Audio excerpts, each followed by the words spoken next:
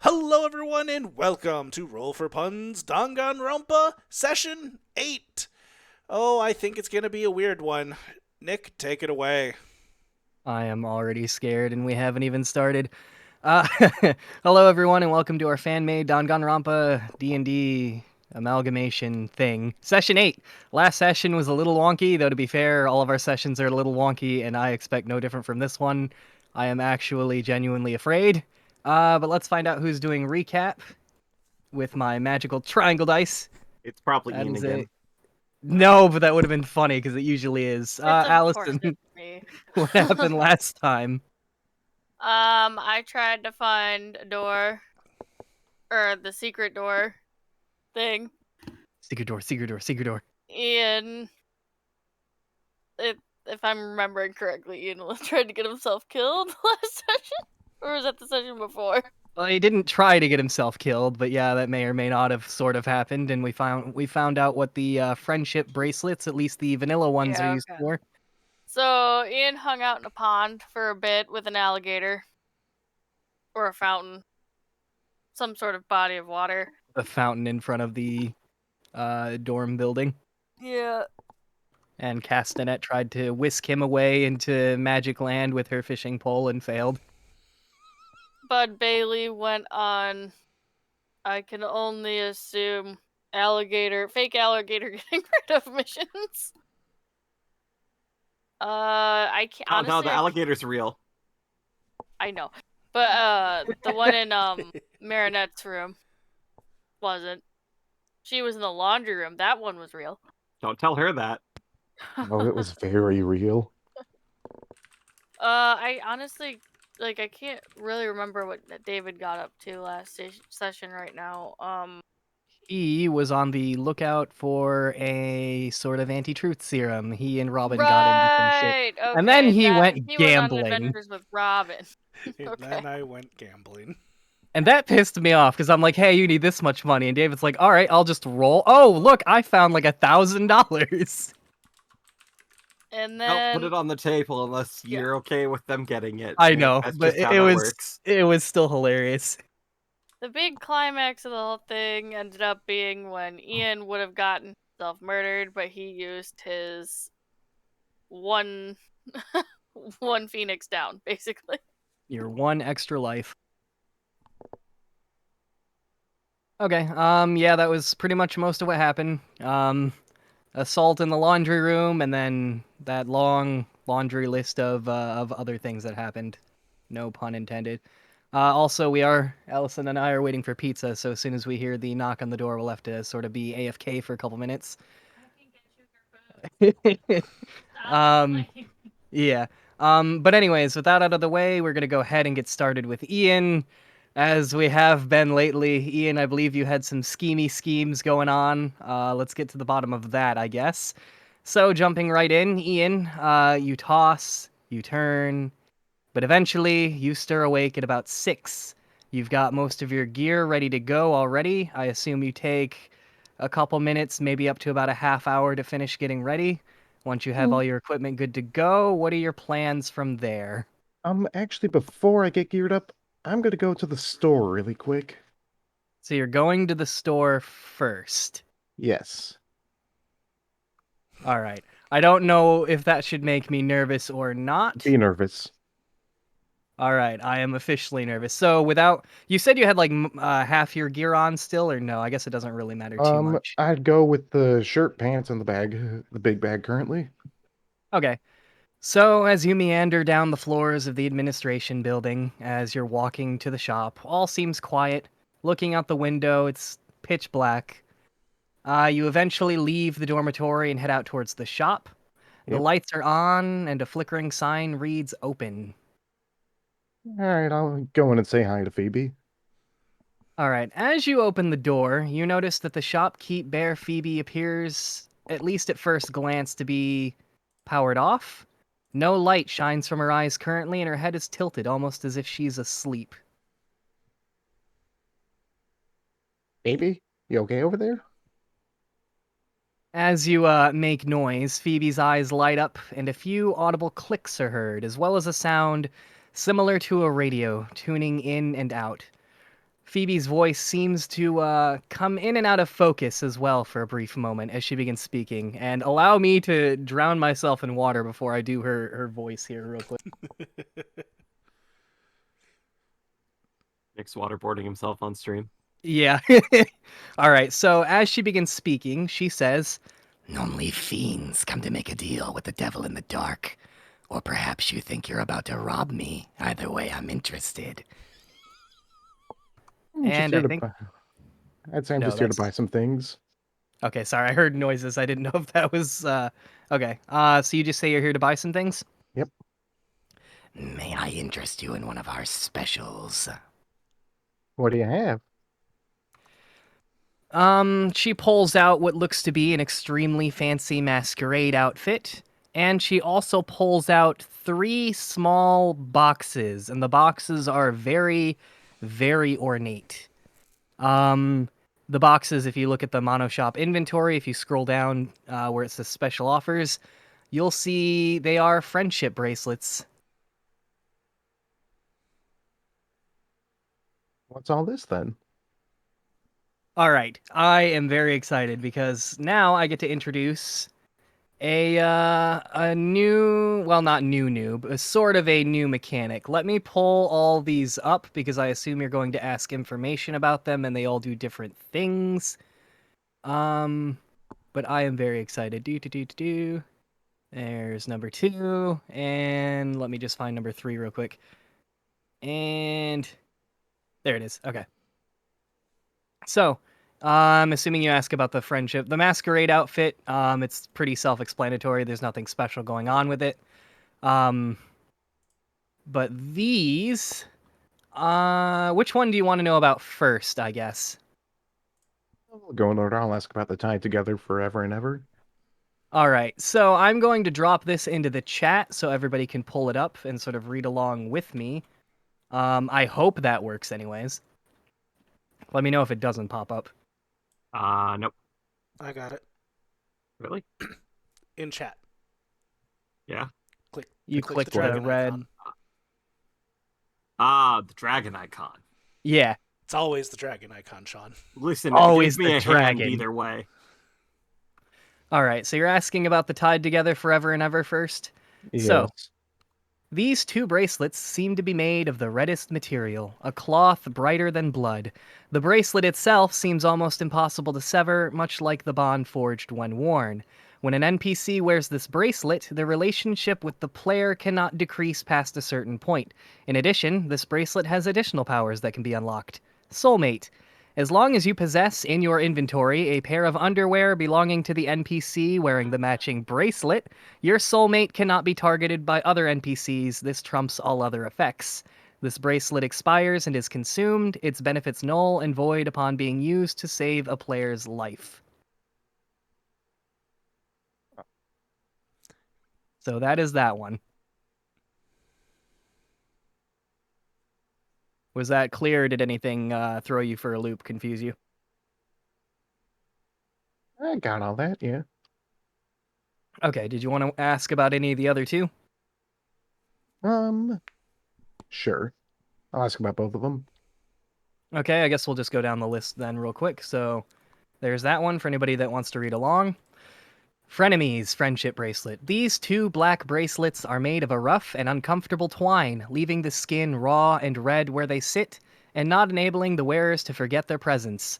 When an NPC wears this bracelet, any successful kill attempt on the player wearing the matching bracelet does not consume the bracelet if it succeeds. In addition, this bracelet has additional powers that can be unlocked. It's the same gist as the other one, except your nemesis will attempt to harm, maim, or even possibly murder anyone even remotely targeting you. And then I'll drop the last one into the chat, which is the Secret Keeper friendship bracelet. These iron bracelets are heavy and perpetually cold to the touch. They remind the wearers of the weight of things unspoken. When an NPC wears this bracelet, they are unable to divulge any of their secrets to another player or NPC. This trumps all other effects. In addition, obviously like the others, it has an additional power. Works the same way as the others. Your confidant is physically unable to bring themselves to lie to you. This trumps all other effects, including an anti-truth serum. So that is the 3 friendship bracelets that are currently in the shop. Just to, where's my notes? Just to give a little more information on those and how they work, just in case there's any questions. Obviously, as you can tell, different friendship bracelets have different benefits. A player or an NPC can only have 1 set active at a time. If the NPC dies, the bracelet becomes a memento and functions as a normal friendship bracelet, so like the one you lost, Ian. Once you give a bracelet to an NPC, you cannot easily take it back and give it to another. Demanding it back will ruin your relationship with the NPC, and it will turn into a normal friendship bracelet after that. So hopefully all of that wasn't too confusing. That was the thing that I was really excited to share with today. I thought that was an interesting mechanic. As you can see, they are, however, rather quite expensive. Yeah. And there will be more to come. Well, I would say I'm incredibly interested by those, but I can't afford them at the moment. Well, that's a pity. I would also ask if my order came in or if I should wait until tomorrow for it. Ah, right about that. Not quite, but it should be here soon. All right. May I place another order alongside that for in the meantime? Whatever your heart desires, I will attempt to find. Fantastic, and I'll pull out a list. Oh no, I'm worried. Okay. I'm going to need about 30 feet of rubber tubing with an inner diameter of 1.5 inches, 3 pressurized tanks with regulators, about 15-gallon total capacity, some pressure seals, connectors, and gaskets, some high-pressure rated solenoid valves, 2 nozzles, an electric arc lighter, a steel pot and a wok, 55 gallons of diesel, a 120-gallon hazardous liquid tank, a welding kit, and 30 pounds of styrofoam. I see. Ian? You're attempting to build a What the submarine. I'll play along with this for now. I will get you what you desire. It will be a couple days. Oh, I'm sorry I wasn't done. Continue. I'd also need a golf ball-sized chunk of uranium-235, preferably shielded, and 2 hollow half-spheres of beryllium that can fit around the said chunk. Oh, Jesus Christ. It's nuclear powered. As you begin like listing off all of these, you'll see a bunch of question marks and squiggles sort of pop up over her head. She'll just sort of nod along as you keep talking. Ian, I need to make sure you weren't put on any watch list based on what you were Googling, right? Who said anything about Probably. Google? Oh no. All right, I just know what I'm making doing. sure. Alright, I'll just go ahead and hand her that list so she doesn't forget it. Yeah, she'll put it behind the counter somewhere. Alright. Down into ordering things that are currently behind the counter. I would like to buy your bone saw, your crowbar, bottle of chloroform, your trank rifle, your trank darts, all the rage again. Uh, Oh, you're gonna make me pull up a calculator, aren't you? I'm already working on that. And you Okay, know thank what? God. I'll leave that to you. I will also buy the extremely fancy masquerade outfit. Okay. That comes out to 705 mono coins. Okay, she would tell you that the masquerade outfit is custom made and she'll have to make one specifically for you, taking your measurements. The one that she showed you was just for showing purposes. Yep. It's fine, I'll let her measure me. All right, she'll do so. She'll beat you half to death with a ruler and tape measure. Not actually, but yeah, she'll take your measurements and everything, everything she needs. She'll tell you that she can have done probably in a few hours, perhaps by the end of the day. I'll see if I'm around to pick that up later then. Oh boy. Okay. She says she will save it for you, so there's no worries. Okay. Are you good with adding everything to your inventory? You know how to do that, right? Yes. Okay. Then Ian out here playing chess while the rest of us are playing checkers, building a nuclear-powered submarine out of styrofoam. what? No. Who says I'm playing checkers? Not entirely sure how that thing's gonna survive if you've actually, like, seen what was going on above, but, you know, we'll get to that when we get to that.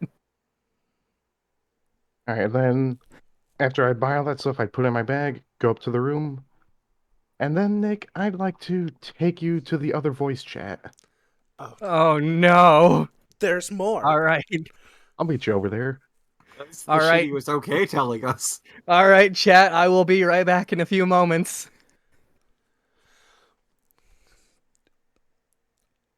Well then, Somebody's been planning things for about a month. yeah, he has. And I fear that he has no safety for his own life.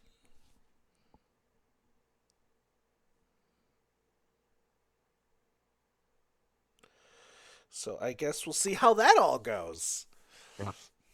And, you know, if the entire Habadome goes kablooey and the game ends, it will all be Ian's fault, right? Yeah.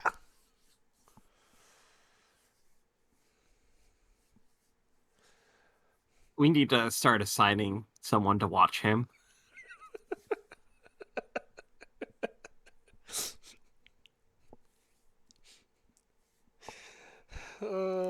Probably.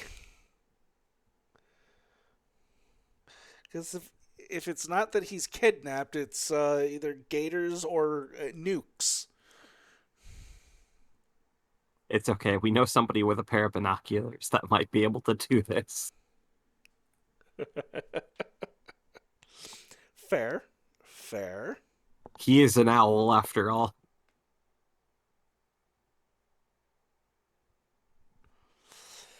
Yeah.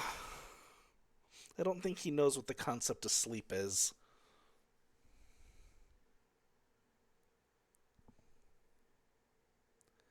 Okay, we are back. All of you. Look, they're Hi. back. Hello. All right, Ian, who's dead? No one yet. Pizza just got here.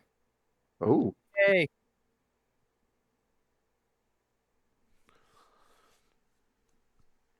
Yay. Thank you. All right, Ian. Please tell me you're not going to nuke the entire Habadome. I'm Not saying yet. nothing. The silence scared me for a moment. Give us a minute. Allison's still getting her food, and I don't want her to miss what's coming next because I'm about to explain yet another mechanic that Ian is bringing to the table. All right. So important question, Nick. Yeah. Why underwear?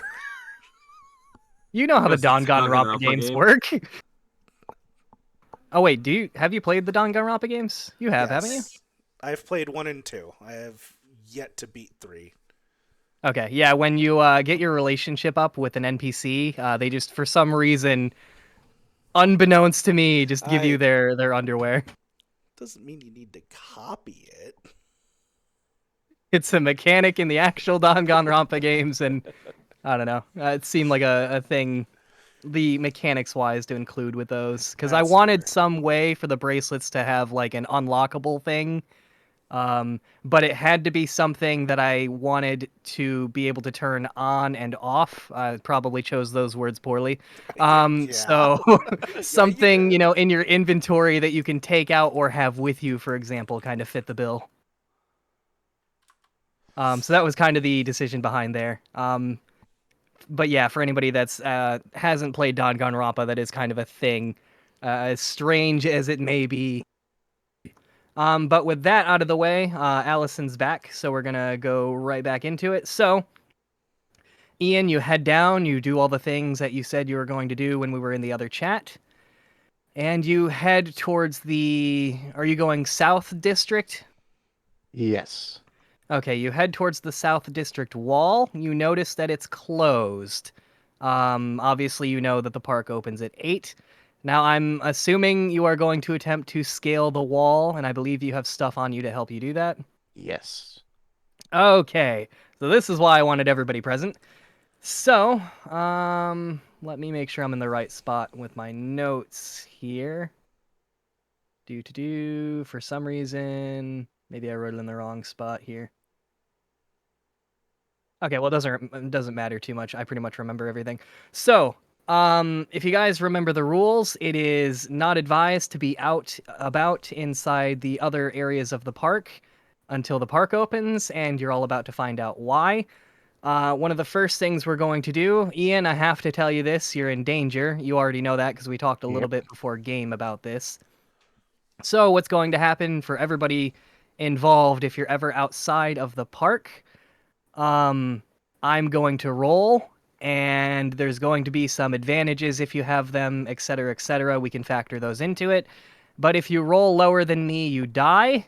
I did Ian the kindness of rolling the first roll in front of him, and Ian, that roll covers the whole day. You already know what it is you have to beat because I was nice. So go ahead and roll me a D100. I'm not too fucking worried because, spoiler alert, I rolled terribly. That one. You know what? That is the only way something bad could happen to him right now. Oh god. Surprises. Oh, right. Sorry, it was more... you don't fucking need it, but, I was gonna say you get to roll me, a couple extra dice, but it doesn't matter now. So yeah, you definitely, you got a 90. So for anybody wondering, I rolled a 2. That was the first roll. So that covers all day.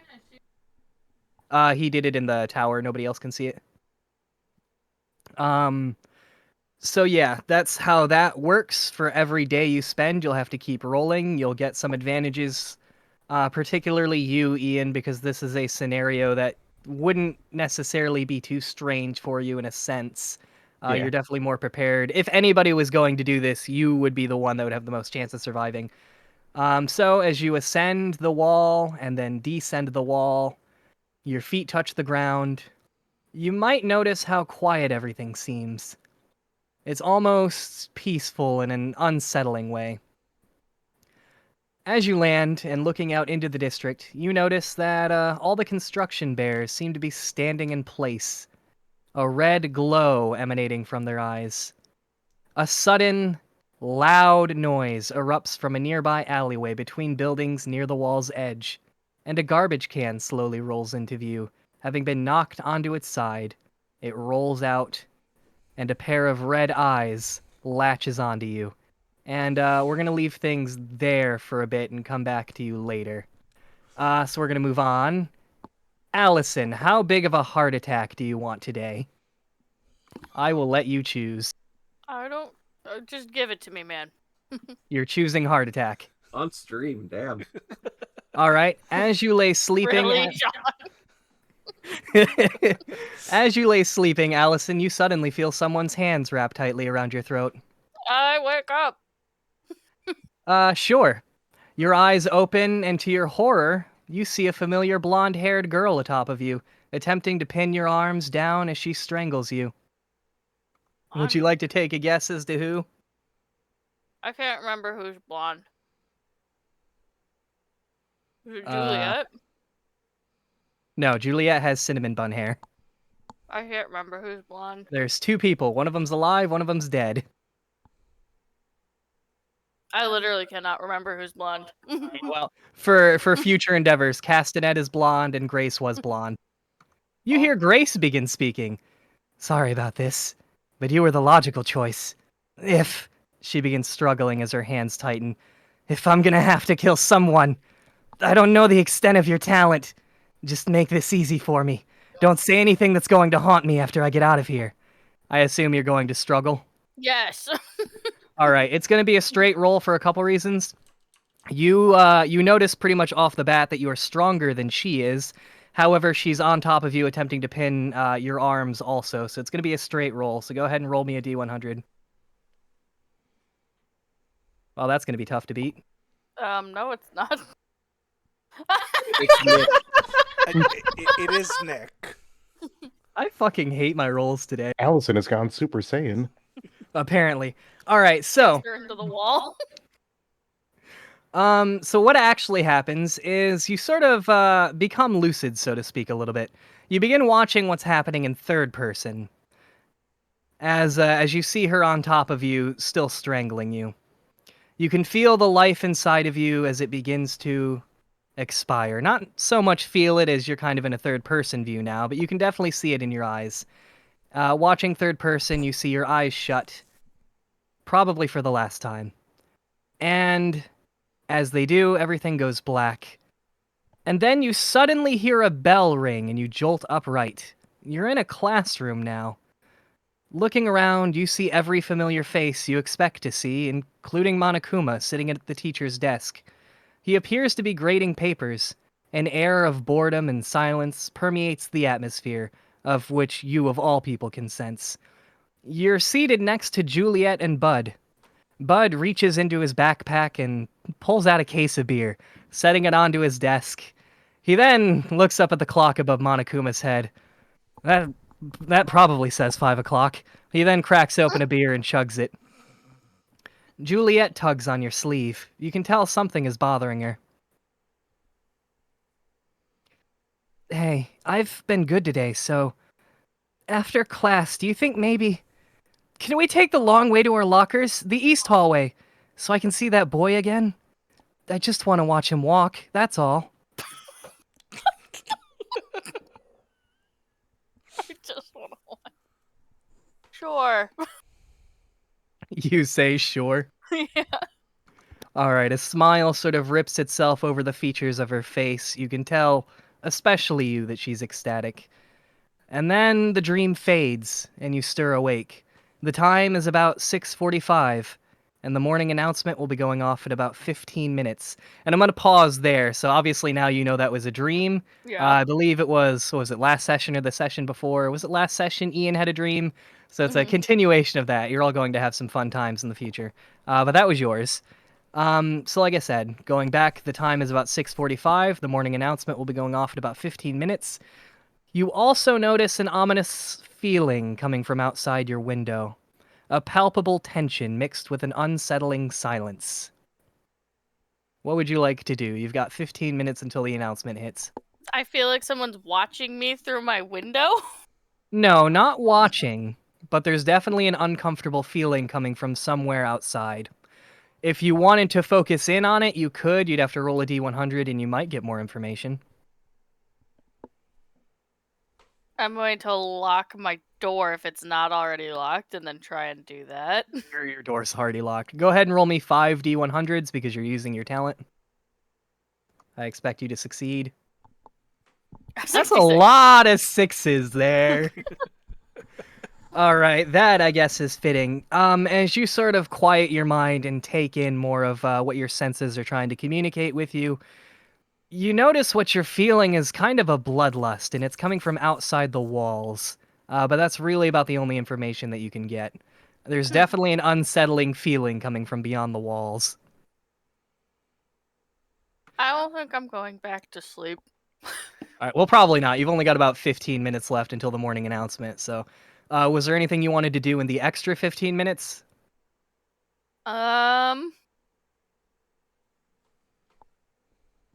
Probably not, because at that point, if I recognized that someone had bloodlust, I probably wouldn't want to leave my room. No. Okay. So, moving on. David.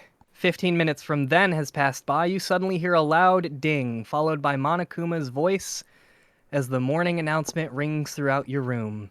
Good morning, everyone. It is now 7 a.m. and the park opens in 1 hour. I have an announcement I'd like to give everyone in person. I'll be at breakfast with all of you to give you the exciting news. Attendance is not mandatory, but it is encouraged. And, the announcement cuts out. David, what are your plans as you wake up? Well, with that, I'm going to clean up and head down for breakfast. Okay, as you begin cleaning up, getting ready, you get ready to depart. Monokuma pops up from seemingly out of nowhere just as you're about to get ready to leave, and he says, "Delivery!" and he produces a clear vial. It's already in your inventory. That's what I was mentioning earlier. He produces a clear vial that looks like water. And Monokuma begins speaking. So, forget whatever name I had. This is I present to you, the anti-truth serum. But, I messed up while making it. One vial I whiffed completely. Don't worry, I disposed of that one. This one, it still works, but not for very long. I assumed you'd still want it all the same. You are correct. He hands you the vial. It's already in your inventory. You can click the dragon's head if you haven't already and read it. But he'll still go over it a little bit. Once someone drinks this, they will be unable to tell the truth for 10 minutes. The downside is after those 10 minutes are up, the drink messes with their taste buds, and all food and drink will taste awful for the next hour. They'll probably be unable to eat or drink anything. Have fun! Interesting. Thank you. All right, unless you had something else you wanted to chat with him about, he will take his leave. Yeah, no, I'm going to immediately go back in my room and put that away somewhere safe. Okay. So you're leaving it behind in your room then? For now, yes. Okay.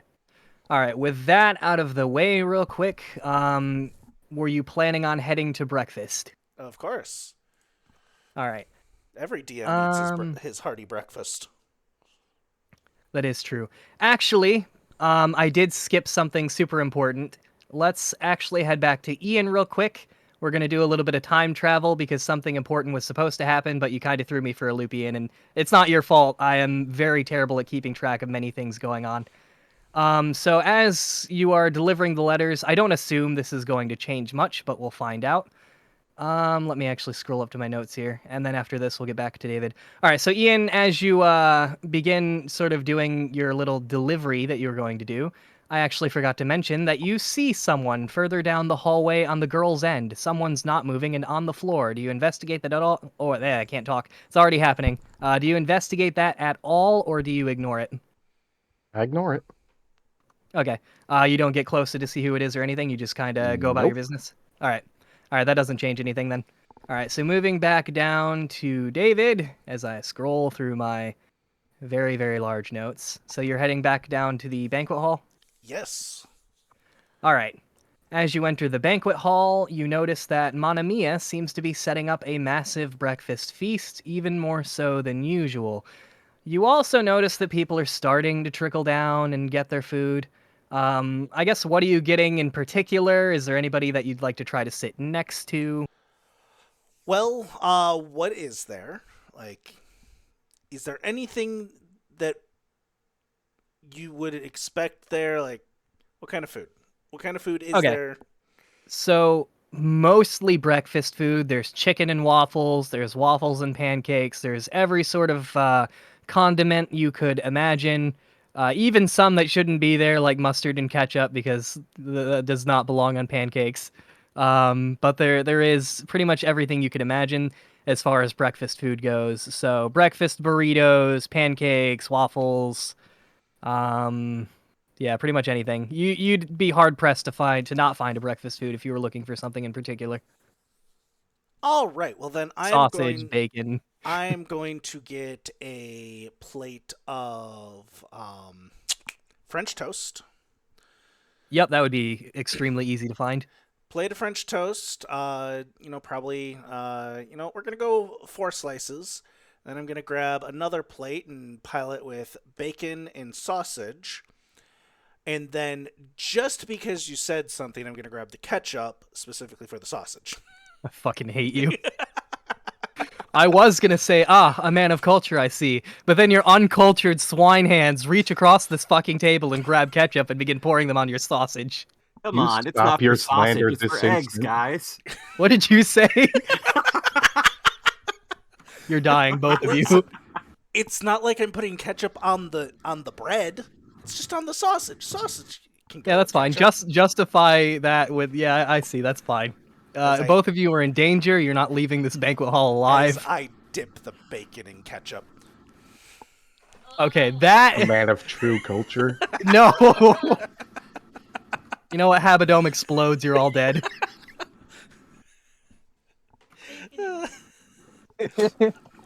Anyways, yeah. So I'm gonna get those that, and then who's all down here so far? Because since people were just starting to trickle in. Yep. So the people that are starting to trickle in, Allison is down there. Let's see who else as I scroll through my notes. Harshman's down there. He seems to be incredibly engrossed in a new book he got. There is also, I forgot to mention this because I'm sort of losing my shit here, and Allison, you would have found this also. There also seems to be a large radio on the table, as well as what looks to be an instruction booklet as how to operate it. So that's strange. Monami has been kind of trying to push it out of the way with plates because the table's filling up and there's really not room for it, so she's kind of getting aggravated at it. But yeah, what looks to be a large radio with a very, very sizable antenna. So that is also on the table. I forgot to mention that. That's important. But continuing down the list of people that are there, Allison, Harshman, Magnus, and that's about it at this point in time. You know, I'm gonna sit next to Magnus, and say, "So what's with the radio?" I'm not quite sure. It was here when I got here. What is he eating on his plate? He is eating bacon and sausage like a cultured individual, so no ketchup involved. He is also eating a large stack of pancakes. Respectable. This is the breakfast of supervillains. Really? I didn't think pancakes was the breakfast of supervillains. Oh, you'd be surprised. Did you not pay attention when I drowned it in syrup? As it screamed for its last breath while I cut it into pieces. No. See, when I imagine supervillain, I imagine a stack on a plate, a stack of pancakes cut in half, and on the other side, waffles drenched in the unholy thing that is called mustard. He begins taking notes. Your DM is going to have a stroke here in a moment. But he begins taking notes. He tells you he's going to have to taste test that later, and if he doesn't like it, he's going to have to develop something that makes him like it, because that does sound particularly evil. I am then going to smother my French toast in syrup. Okay, that's the only choice you've made today that I approve of, so congratulations. Oh my God. All right, so you sit down next to him, you chat, you begin finishing up your food, or digging into it at least. Was there anything else you wanted to do real quick before we move on? Yeah, I'm gonna investigate that radio. Okay. It is a very large radio with a very large antenna and an instruction booklet as to how to operate it. Well, I open up the instruction booklet. Okay, it tells you where the power button is, it tells you how to tune into the different stations. It seems to be preset to a station already, I would assume. Correct me if I'm wrong, though, I suppose. It is, and it would be a communications radio. Okay. I'd meander my way over there if I saw David start messing with it. I'm gonna push the power button and see what happens. Okay, as you push the power button, you hear a sound that's sort of like a, well, for lack of a better way of explaining this, a tuning radio. Maybe some seconds of sort of static white noise, and then it sort of dies down a little bit and becomes clearer. You can tell that the radio is now definitely on. There's a light above the power button, etc., etc. So just nothing's coming out of it? I don't believe so. I don't entirely know exactly what this radio looks like, Ian. You'll have to enlighten me a little bit. I assume it has like a Like- receiver and whatnot. Yes, it has a receiver, and it would be like the heavy-duty military style of radio that's in a Humvee and whatnot. Oh, so it has like a stand that it's setting on, sort of like kind of like one of Eh. those. You have like the headset and then the receiver or whatever. It could, yes. Okay, It also has a built-in speaker just in case. that's fair. So yeah, you can do with that information what you will. But yeah, that's about you turn it on, you get the light indicating that it is indeed powered. I assume it's battery powered. It is, and there is a cord to plug it into a wall, Oh, that's actually really useful. though it is not currently plugged in.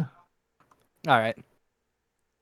So So yeah, is maybe I missed it, but is there a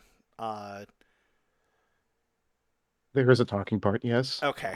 I was like, what is the word? Receiver.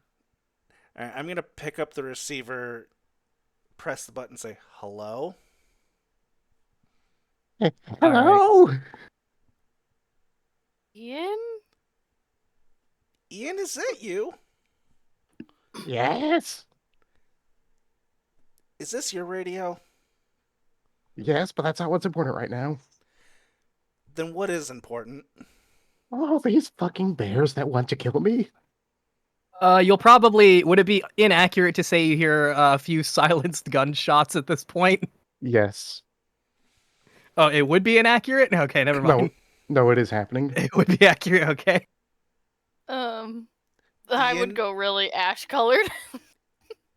Ian, I need you to Yeah? explain very carefully what's going on because it's only been 2 days since we saved you last. Magnus will speak up. Tell him he's a damsel in distress. Eh. Magnus says you're a damsel in distress. Magnus, lick mine arsch. Okay, now look. Don't leave the center district when you're not supposed to. No shit. I mean, that was part of the rules we were given, yes. They're a fucking horde right now. At this point, what comes through the radio also is the sound of, I guess you could almost call it stereotypical zombie sounds, though perhaps a little more robotic. Where are you? Don't worry about it. I'm not where I should be right now. That's a bad.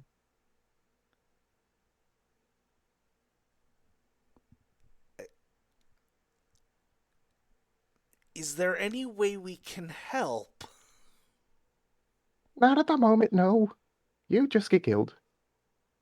Magnus, pipe. Is this coming through? I guess I should clarify. Is this coming through the speakers or the headset? I guess you have the headset plugged in, David?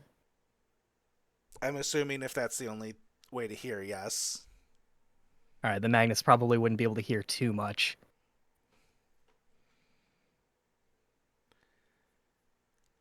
I'd go to find Bud at this point. You go to find Bud? All right, we'll deal with that in a couple minutes then.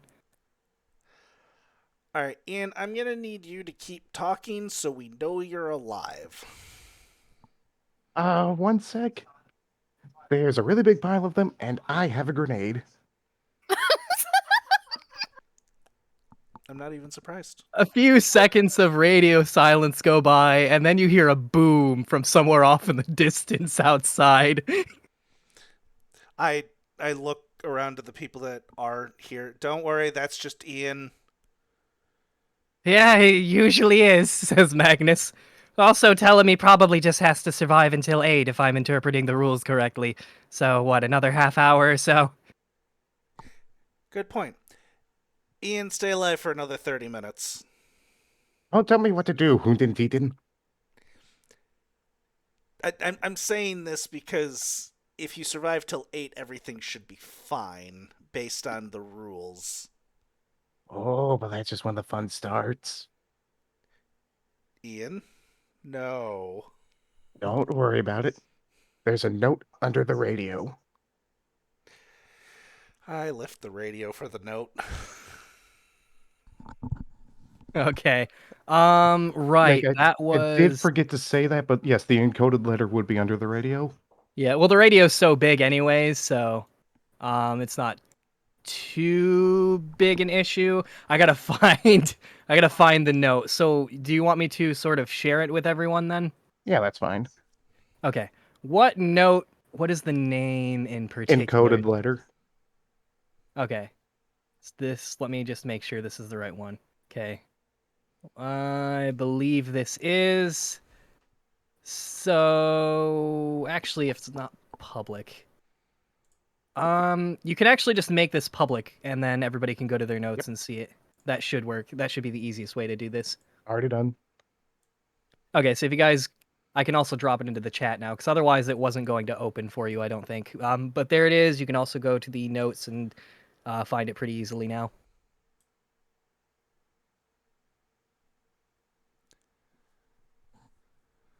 I will read the top part, the part that's not in code, just for everybody to follow along if you want to. So, Oh, good the lord. 2 following notes are in an envelope, along with a photograph of Ian, who is with another man with tan skin and sandy blonde hair that you do not recognize, though he does look a little similar to Howitzer. The 2 of them are embracing each other and posing for the camera with the Caesar's Palace Casino in the background. On the back of the photograph are the words Ian and Keith, 3 days into Las Vegas honeymoon, with a hand-drawn heart below the writing.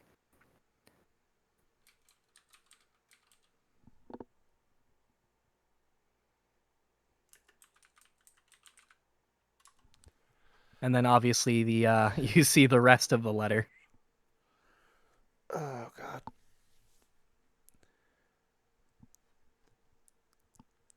All right, Ian. I have the letter underneath the receiver. Yeah, that means you have everything you need to figure that out. No quick hints, I'm assuming. Nope. Everything you need is in the envelope.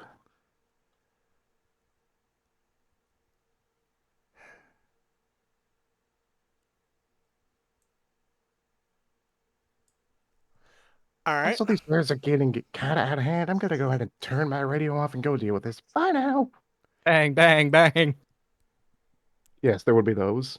All right. I'm going to then take the 2 letters, pull out a notebook, and start trying to decipher. Good luck. I don't even think I could decipher all of this. Ian was trying to explain it to me, I think, so that will be up between you guys and him. Obviously, you have the radio, so if he wants to give you more additional information at a later date, he can.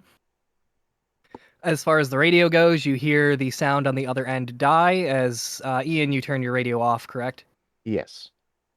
Ian, Okay. I just have to ask: Yes. is this a cryptogram type of inscription, or is this a more pain in the ass version? It's a more pain in the ass version. God damn it! I knew it. Yep. The hint for what it is in the details. Yeah, I kind of figured. Yeah. Magnus tries to take a quick look at it. I'm a scientist, not a puzzle solver. This is beyond me.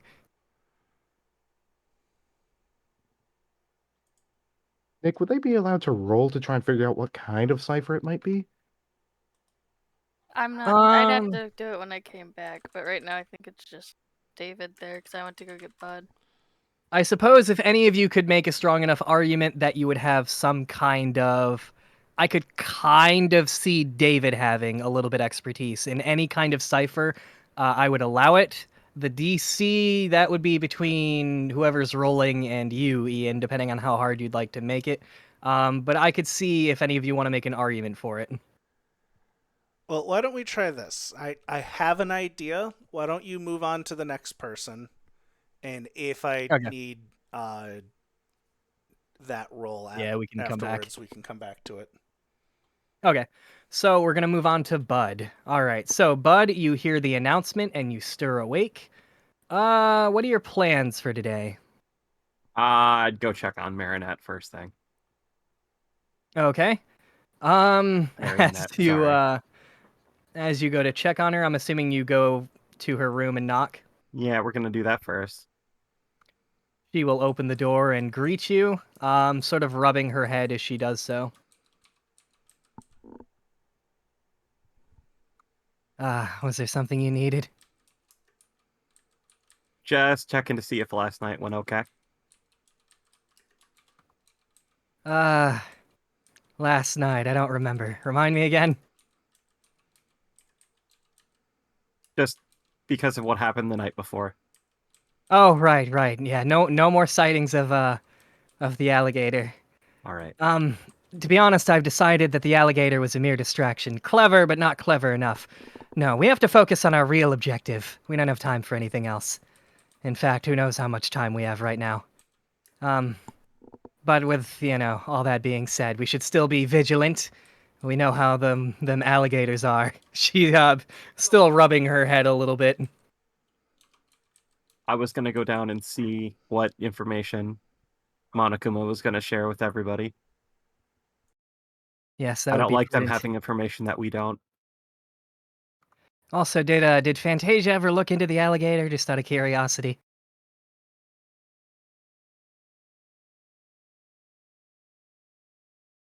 Just kind of. I'm sorry. What do you mean? I don't remember if we did, but I was gonna ask her to look into it. I didn't know if you did or not, but that was definitely on the plan. Still haven't decided if I'm gonna follow through with that, I guess. I don't think we did. I had brought it up yesterday. That was one of my plans, my ideas, but I don't know if we ever followed through. I don't think I so. don't think we followed through on that. All right, well, get in touch with her. The more information we know, the better. We were gonna drug her up, but maybe she'll be cooperative without it. Okay. Seems like we're probably not gonna be able to find another truth serum anyways. Yeah. Money seems hard to get here. Yeah, and I'm broke. So we'll focus on that, and we'll go downstairs. I'll meet you down there.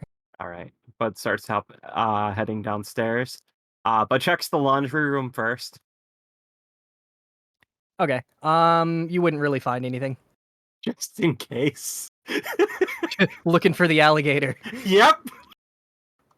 No, there is no alligator. Okay, so you head downstairs? Yep. Alright, it would be about, at this point, depending on how late or early you go, everybody would be fucking with a radio on the table, a pretty large radio. I think I and run looking into over- somebody first, though. Who are you running into? My mind is blanking. Me. Oh, right. I was the whole reason. Yeah. Okay. So yeah, you run into Allison. Yeah, bud. Yeah. So Ian's got himself in a predicament. What a shame. I think I heard guns. Face falls a little bit. Like, Looks up to sky. yeah. Use the roof. Can you come down to the lunchroom? I will hurry down to the lunchroom. All right, with maximum haste. Okay. Sorry, I'm eating and attempting to DM at the same time. I think I'm pulling it off quite well.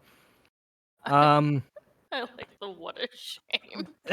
That was heard funny guns. too. That sounded great. suspicious. Like, oh no, something happened to Ian. Oh, what a shame. Oh, it's terrible. And I then, know. and then you were like, I heard guns, and he's like, oh no. Okay, wait, no. Okay, so you both head back downstairs, I assume. Yeah. All right, yeah, you'd see everybody poring over the note, and you see the big, gigantic radio on the table, which Monomiya is still very upset at, as she's trying to pile more plates than she needs to on the table. There's absolutely no reason that any more food is needed. Most people are done eating, but god damn it, she's on a mission, so...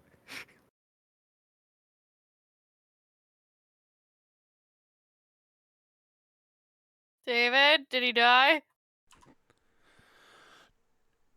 No, but he cut off communications and as you see, I'm furiously crossing letters out, trying a bunch of things with two different letters nearby. What's that? He left some kind of cipher. Was Oh, he using explosives? He did throw some kind of explosive. the grenade. He said there was a swarm of them and to not go out at night. So I'm assuming he disobeyed the rules and is paying the price for it. Is it really disobeying the rules if it's just like advised? Yeah, it is advised to be ill-advised to be outside of the Central District. And now we know why, says Magnus as he looks like he's trying to push half a stack of waffles and half a stack of pancakes together, and he has a mustard bottle in one hand. Magnus, what are you doing? I'm eating as the villains do, as he begins pouring mustard on the waffles, and then he thinks better to himself and he pours ketchup on the pancakes. That looks like something that a supervillain would feed to their minions. Well, no, this is the epitome of evil, actually, if you've noticed it in a different light. Perhaps you're just not standing in the correct position to adequately admire its beauty and menacing... Oh, God damn it, I need to find a better breakfast food. He puts down the mustard and ketchup dejectedly. Anyways, good luck with the letter. I'm not helping with that. That just looks like a headache. As soon as I can figure out which type of cipher or encryption it is, it'll make it so much easier. Can I have a look at it? I doubt I'll be able to figure anything out, but Here you go. Can I look over her shoulder, take a drink, and cross my eyes and see if anything All the words come into focus. No, just kidding. At least are we roll. rolling against Ian or something is what this was? If any of you can make the case as to why you should be able to have expertise in ciphers, I will allow it. Look, I just want to try. Sounds Where fun. would you have obtained this Well, first cipher of all, Nick, knowledge? you know damn well I figured out a cipher before IRL. You know what? Maybe you'll roll high. I'll let you roll one dice. Fuck it. Sure, I've had to read things while drunk before. That's, you know what? You both can roll one dice. I'll let David roll 3 because I can see ciphers being a pretty big thing in Dungeons and okay. I thought you were about to roll really high for a second. I don't think either of those are good enough, no. Yeah, no, I wasn't expecting that. How about an 83? Oh, Jesus Christ. That one would be, yes. David would slowly come to the realization that it is a keyed Caesar cipher.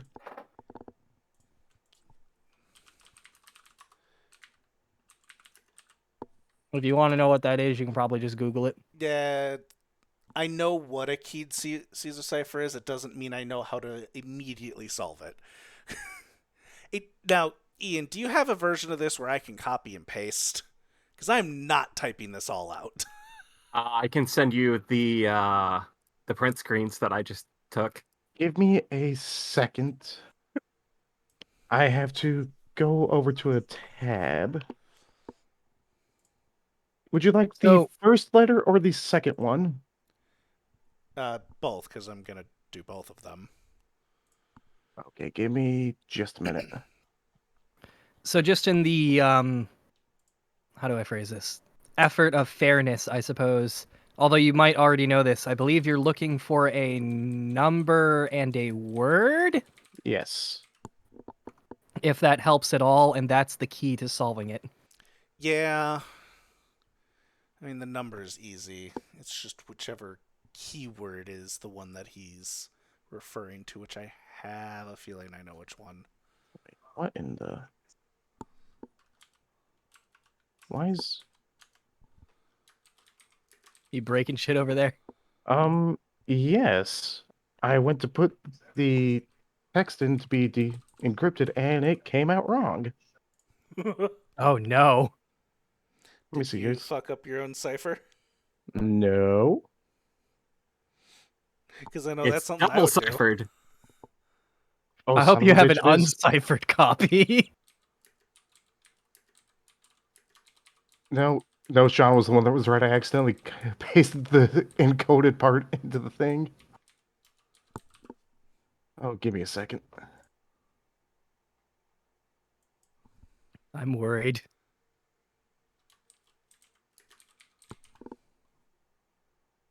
Even I don't know what this says, so I'm worried. Nick, you literally have access to the other note. Did I read it? Right, you do have a note that has it on it, don't you? Yes. All right, David, I I am probably read it and it sending that traumatized straight me to you. with the difficulty, so I probably tried and struck it out of my head. Where? Did I forget to?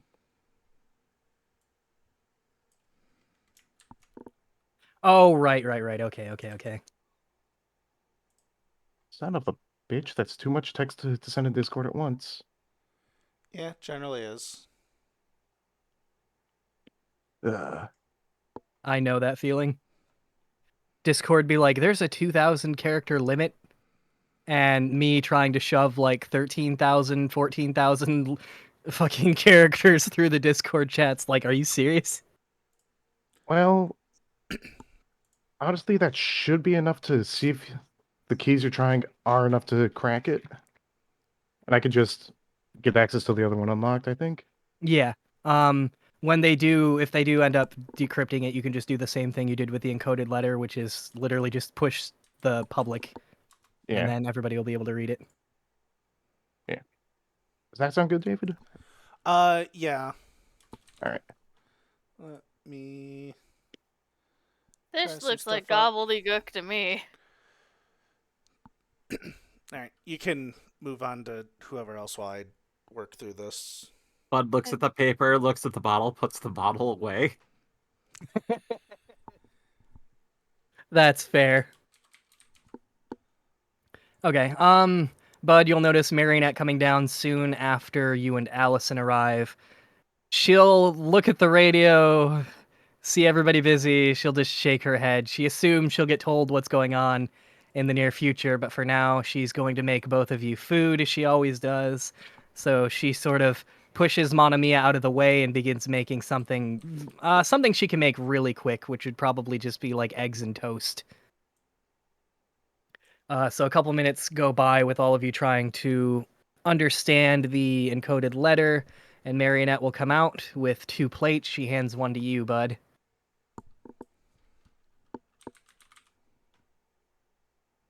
Ian's apparently using explosives again. Oh no. Well, as long as we're not in the blast radius, I suppose that's fine. Yeah, apparently he's somewhere where he's not supposed to be. He has a habit of that, doesn't he? Sorry, that was poor taste. I know I helped kidnap him, but, I couldn't resist. So Marionette, are you able to read ciphers? No. That's what I, they're telling me this is called anyway. I can put on a good puppet show. It looks like he fell asleep on like a keyboard or something. Huh. She'll investigate the notes. Yeah, I have no idea how to solve this. What do you need to solve it? How do you solve it? I can help, maybe? So, in order to solve it, you need a number and a keyword, and then you're able to work through to identify which letter is which in the alphabet. The number's well. The probably number's 3. probably 3, and the word's probably heart. Nope, I think I know what the word is. Take a look at the picture. What do you see? I see a picture of Ian and someone he cares about. Is it love? No, I don't think so. She begins looking at the words on the back of the photograph. Ah, I see. And she'll tap her finger over the other man in the picture, and then she'll sit down and begin eating. Keith?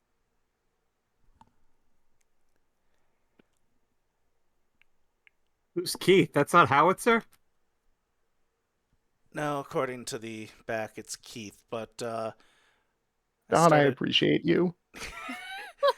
But that's actually what I started with in the first sentence was gobbledygook, so don't think that's working. The I mean, numbers I wrong? might have sent you the wrong thing, but it was. God damn it, Ian. I'm sorry, I made a fucky wonky. Clearly you did. Because when I looked at it, I was like, it's either Hart or Keith. I And literally went heart, and then she was like, "No, I don't think that's it." And she's like, "Look at the picture," and I'm like, "A hug with a chin drawn heart, love," because Keith was my second guess too. All I'm right. imagining Ian with war paint on his face, firing away at his machine gun. I made a fucky wucky. He takes out a grenade and throws it. So make when that Hart happen. didn't work, I was like, all right, let's try Keith. That didn't work. I'm like, all right, time to put in every word that's on here. All right. You would notice, since you're starting with the first letter, that it is in German. Oh, that explains it. He started with the first letter. I knew you were German. I literally turned to Nick and I said, "Is he speaking in German?" There are 2 letters, so Okay. I'll go ahead and make that public if David's going to decrypt both of them. Yep. yeah. So just to recap, obviously we know what the word was. The number was what, 3? 3 Yeah. Okay. That was obvious. It was the only number there. number. All right. I just wanted to double check. So yeah, that's fine. That satisfies everything. So yeah, you can go ahead. I assume now that they'd be able to decrypt it. So go ahead. Also, I'm not mean. There's a translated version for your I plebs. saw that. Wait, but I want the German one. They're both on there. Okay.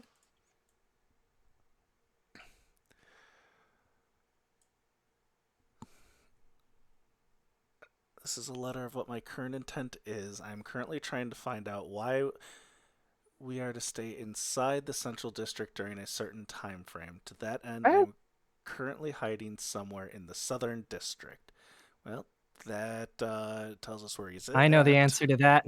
Marionette pipes up.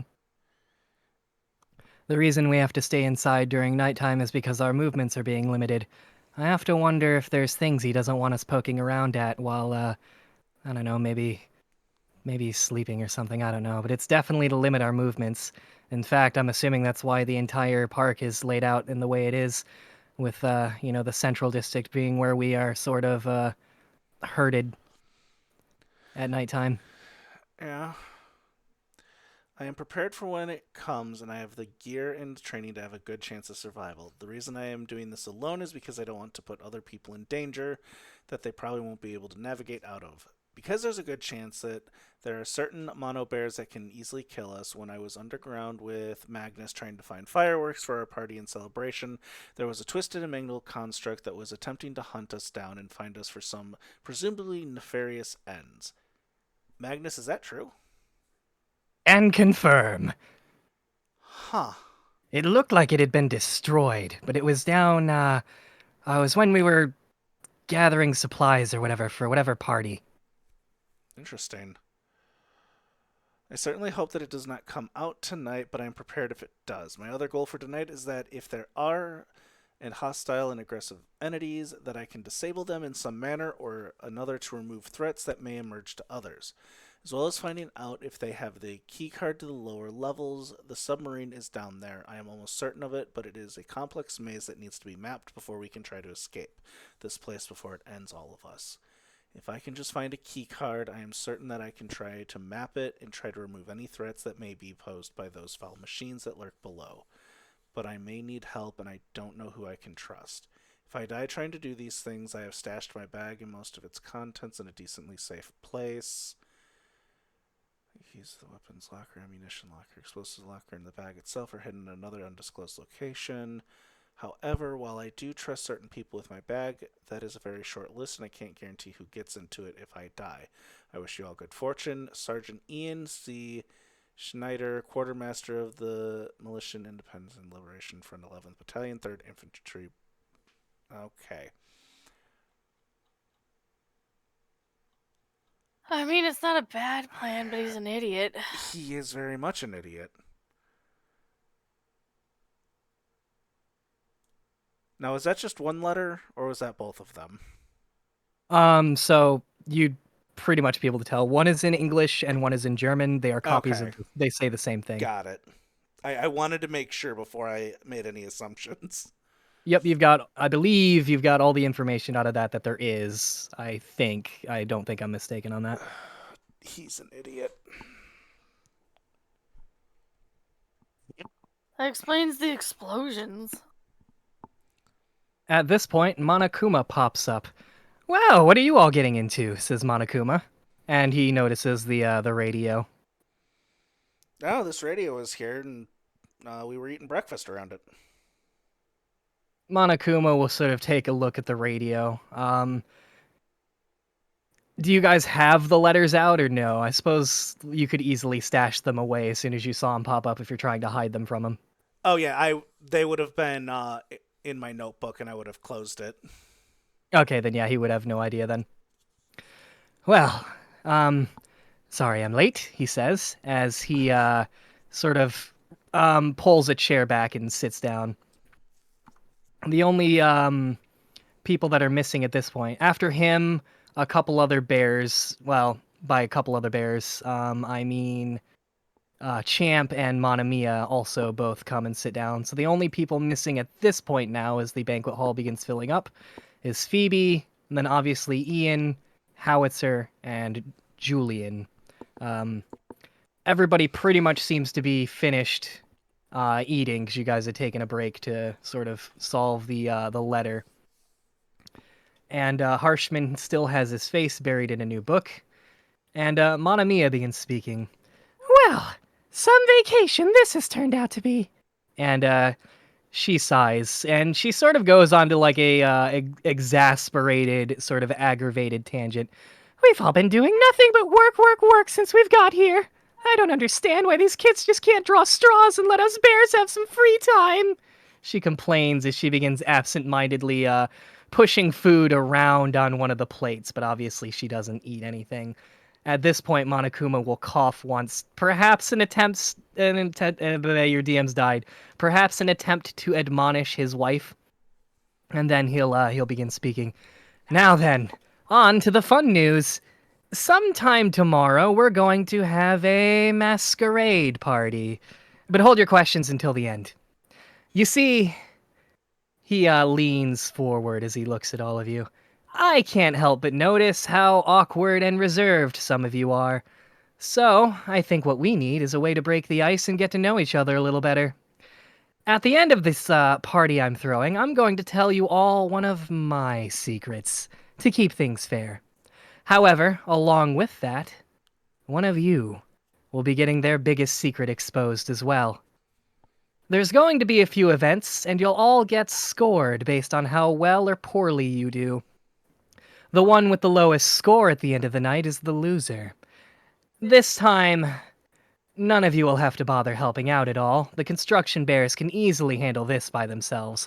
He'll slap the table a couple times. They're gonna turn our spacious banquet hall here into an envious-themed ballroom. Oh, one last thing. You don't have to worry about finding the perfect outfit either. You'll all be wearing the exact same thing, down to the masks on your face. Also, attendance to this event will be mandatory. Okay, woo. I hope that wasn't too hard to follow. Anybody have any questions? This could change, but I'm thinking probably tomorrow at 2 p.m., lasting until 8 p.m. I'll announce the times for sure tomorrow during the morning announcement, and I'll make a small list of festivities so you all know what to expect. But as I was saying, anybody have any questions, or I hope I didn't lose any of you. Yes, question. Mm-hmm. When you say the exact same thing, you mean we can have no variations whatsoever? Nope. And what happens if any of us do cause variations to our outfit? I'm going to refer you to the sentence I said just before that, when I said that the one with the lowest score at the end of the night is the loser. So you'll Is it be taking... BYOB? You know what? Just for you, yes. I would rather it be wine, so maybe make it tasteful. But yeah, I guess I can't stop you from bringing whatever drinks. There will be drinks, but if you want to bring your own, that's fine. So you mentioned a score. How do we get scored? Well, as I said, there's going to be various events, and there's going to be a couple other parameters as well. I still have to narrow down the specifics, but again, answering your previous question, if you look different than the rest of your peers, that might net you a penalty. So you're saying no fake mustache. As long as it's under your mask and nobody else can see it. Well, that's no fun. How are you going to deal with the height difference? Well, there's only certain things I can control, so unfortunately, there isn't a way to deal with the height difference. Looks around. Yeah, it'll be pretty obvious to tell which one you are. But then again, I suppose I could always have Phoebe start selling... No, that's probably a bad idea. Someone's gonna fall and get hurt. Were you gonna say stilts or heels? I was going to say stilts. Why wouldn't you just go for heels? Well, that might help some people get a good few inches, but look, the height difference is fine. It doesn't matter. I'm not too concerned about that. Most of you are close enough to where I don't think you're going to be able to memorize every single one of the other 13 people you're going to be interacting with based on minor height differences. Again, Bud is definitely going to be the exception here, but the rule stands for the most part. Pun intended, I guess.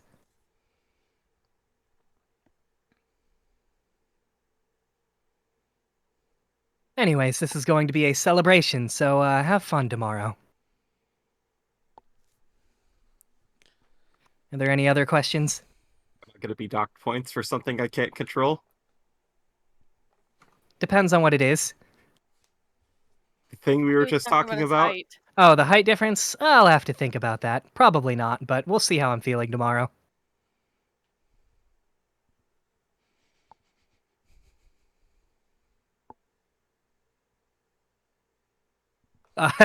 After saying that, he just... I'm kidding. You're probably fine. I probably won't deduct points from you tomorrow for your height. Probably. Being the keyword there. Yeah.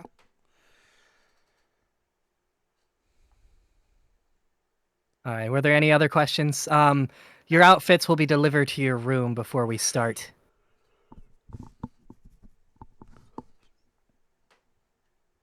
I don't think we have any questions, no. Yeah, no. All right, as I said, the festivities will take place here in the banquet hall. Well, that's all I have on my end, so unless any of you need anything. I don't No. think so. All right. Oh, that's right, I have one last announcement to make. Oh, this one's actually especially exciting.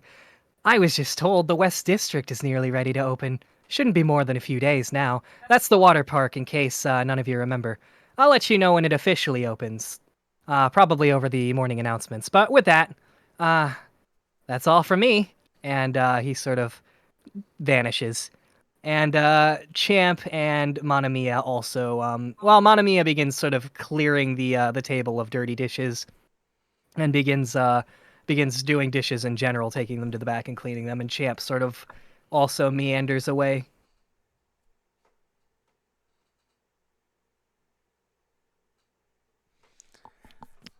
Nick, Yep.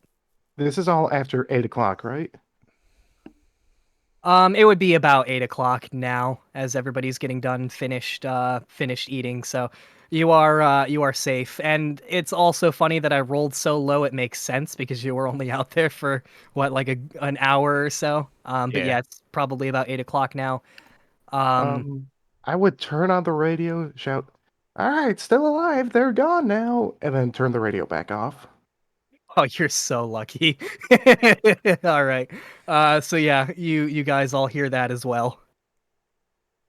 All right. Well, one idiot's still alive. So a masquerade party, huh?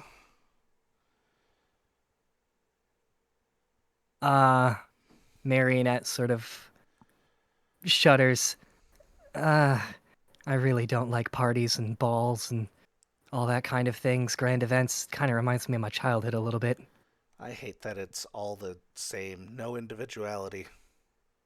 Yeah, I wonder what the reason behind that is. That is a strange thing, isn't it?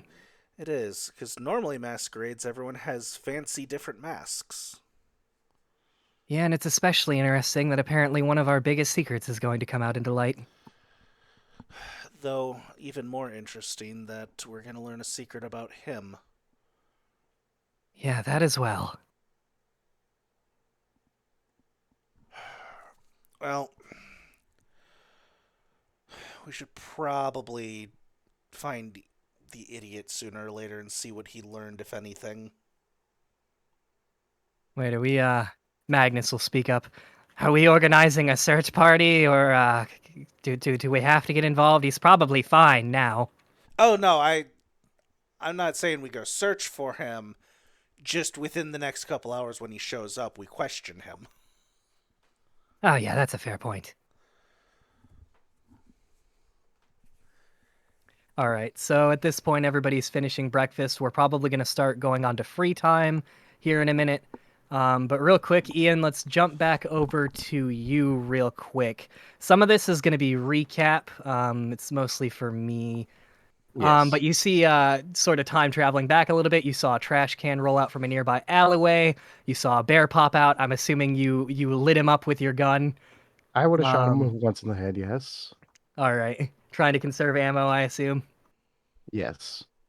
All right. As the day goes, as the time begins passing, you talk with the people through the radio, with your classmates through the radio. It's almost like the sun is starting to come up. You're not quite sure how that works in the Habadome, but it is getting lighter out. Obviously, you deal with horde after horde after horde, but there is one thing interesting that happens as you'll notice as you begin sort of dispatching the bears. The bears also begin shambling towards the crumpled, non-moving bears on the ground. Their deaths seem to draw the attention of their comrades nearby like a magnet. Tens more start shuffling towards the, not you, of course, but their fallen comrade. As they reach his body, they begin grabbing fistfuls of metal, prying it off if they have to, and begin eating as much as they can. Soon, there's no corpse left, and this happens to, every bear you drop. It seems to slow them down as they begin sort of splitting their attention between the, sort of robot bear corpses and you. I'm assuming you'd probably have the wherewithal to notice that you can use this to your advantage to help you sort of break contact if you'd wish.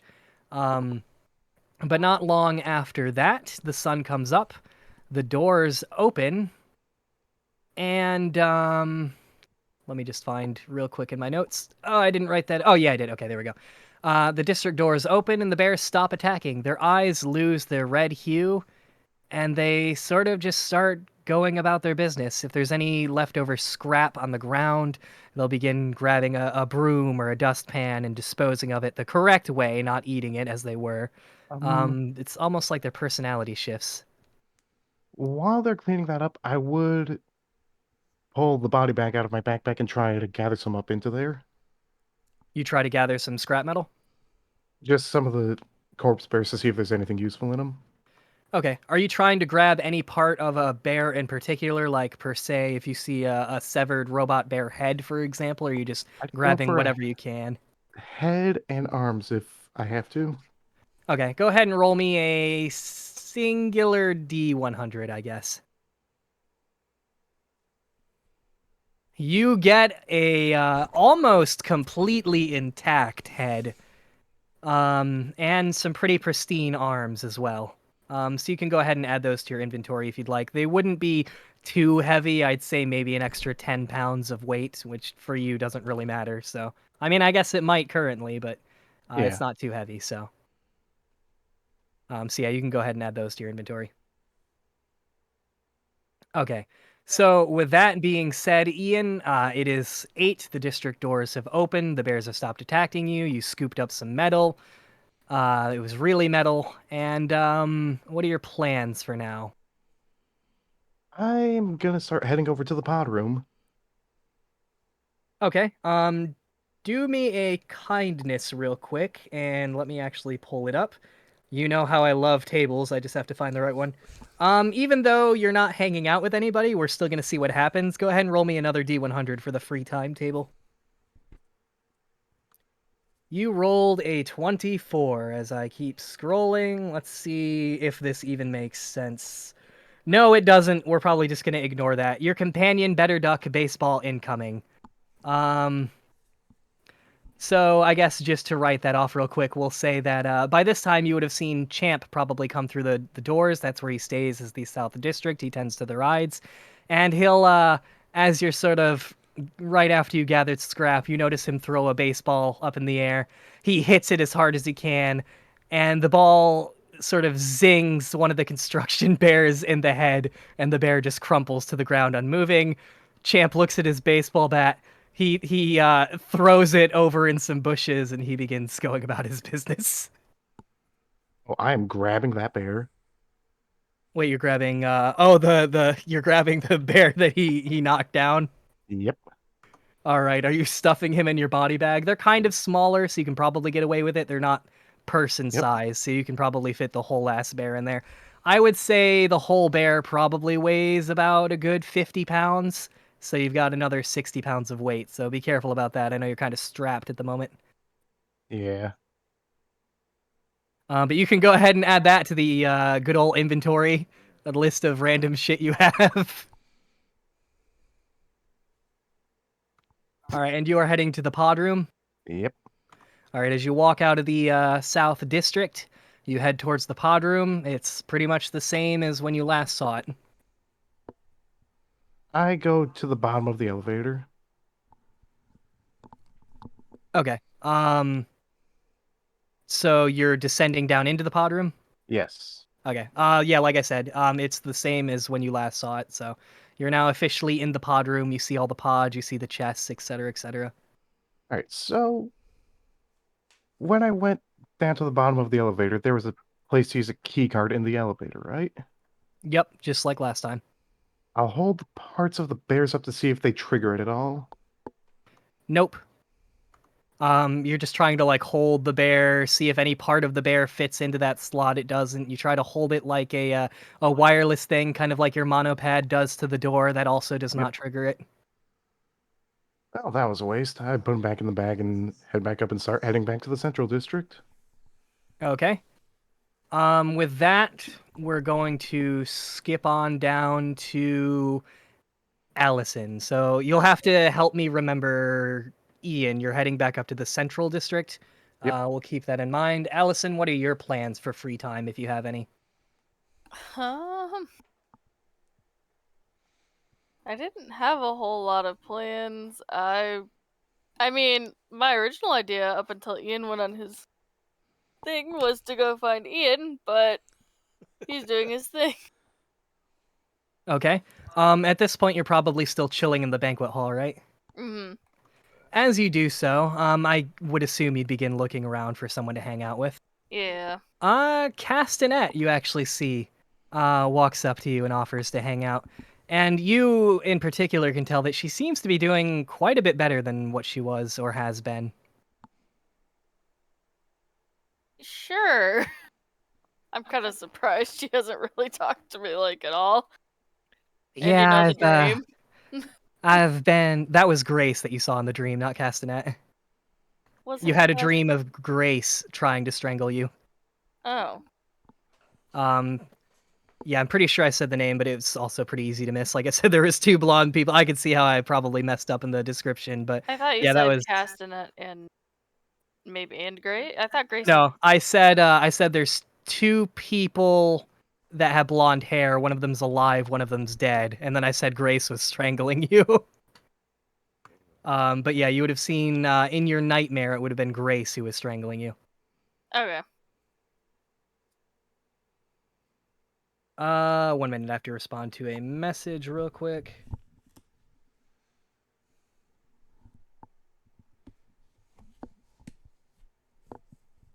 Okay. So yeah, Castanet would have. I am still equally confused. My mind is still blanking, Ian, on that. What session? Okay, yeah, you're typing. Go ahead and type that out to me as I continue. So Castanet would have walked up to you, Allison, and oh, okay, I see what you're talking about. No, she hasn't yet. So Castanet walks up to you, Allison. I think I'd like to try and explore the park now. Fantasia's actually been helping me quite a bit getting over my fear, and yeah, she said you'd probably be a safe person to hang out with. So if you're up for it, I know they've got races and a derby and laser tag and I don't even know what else. Gambling apparently. Yeah, there is gambling over there. Sure, we can go. All right. Did you want to go anywhere in particular? Do you want to play laser tag? I cannot promise I will do any good, but sure. I'll just pretend I'm shooting fish in a barrel, I guess. All right, so with that, you and Castanet are heading towards laser tag? I guess. Okay, go ahead and roll me a D100 for your free time roll. I'm over here praying that none of you get anything with the mono bears, because I was too lazy to mess with this table at all, so I'm going to have to do a lot of improvising. You got a 45. All right, I don't know why I wrote that on there. That's interesting. You find a Monokuma-themed hair comb. So you can go ahead and add that to your inventory. And we'll get over how that happens in a couple minutes, as I'm trying to make myself better at improv by correctly incorporating all of these, not just hey, you find this. So anyways, you and Castanet head to laser tag. You begin gearing up. Do you want to be on the same team as her, or do you want to be on a different team? I want to be on the same team as her at first. So I'm worried that she's gonna, have a mental breakdown. Okay. Does anybody need the chat for any reason before I clear it? Because the dice rolls are starting to I don't think anybody would need it, but just in case. Nope. All right, going once, going twice, and goodbye, chat. Okay, so you guys begin getting geared up. You're on the same team. We'll say you're on blue team. Go ahead and roll me a D100, and she will do the same as we see how good you guys are at laser tag. All right, so it's sort of like an arena style thing. You guys begin on one end, the enemy bears begin on the other. The gate suddenly drops, and a few of the bears on your end are just cut down immediately. And Castanet begins firing wildly. She can't really seem to hit too much. You're doing a lot better than she is. One of the enemy bears pops out in close combat, and Castanet sort of smacks it in the face with her laser gun, and she takes a Monokuma themed hair clip out of its wherever robot bears keep their hair clips. Yeah, at the top of its head, and she hands it to you as a gift, her treasure that she got from this bear she just murked. All together, let me roll real quick to see how the enemy bears do. Unfortunately, it's a valiant effort, but the enemy team does end up... You two are the last ones left alive, and as the lasers are firing all around, I just want you to know, if I die here, and she gets hit instantly and goes down. And you're hit probably a couple moments after that, and your team loses the first round. Well, that was interesting. Did you have fun? Yeah, I suppose I forgot about the ocean above us for a few minutes. Would you like to go again? Sure. All right, same team again or different team? Same team. All right, go ahead and roll me another D100, and she'll roll also. Oh, God. Mother of God, okay. The gates open. Another wave of hellfire just tears through your ranks. Most of the bears are just dead instantly. You hear Castanet scream from somewhere beyond the fog of war.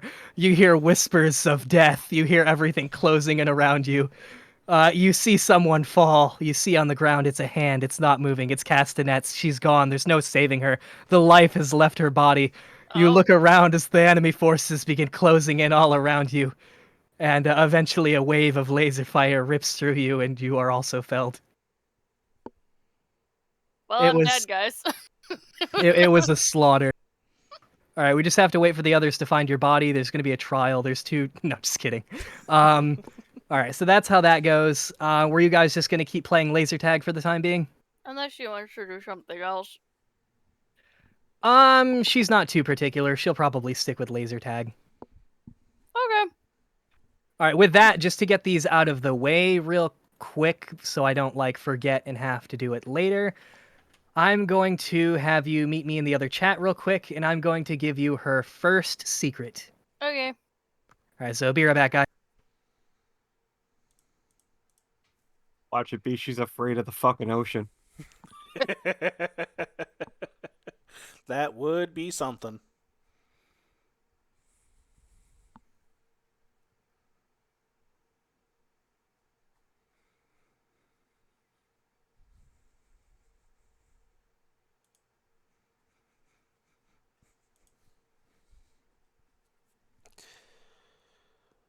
Oh boy, Ian. What are you getting yourself into? Nothing, apparently. Oh, Not they're back. Indeed. All right, I am back. Allison has Castanet's first secret, so that's all good. So you guys are going to be playing laser tag for a little while. So we've went over Ian, we went over Allison. David, what are your plans for free time? Do you have any in particular?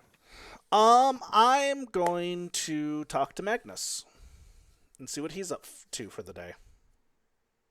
Okay. He seems to be writing sort of in a notebook. It seems to be breakfast ideas. Hey, I don't really have too many plans for today. And something also strange as this happens. You don't have to go along with this, obviously, especially given your history. But Marionette's actually going to walk up to you and offer to hang out.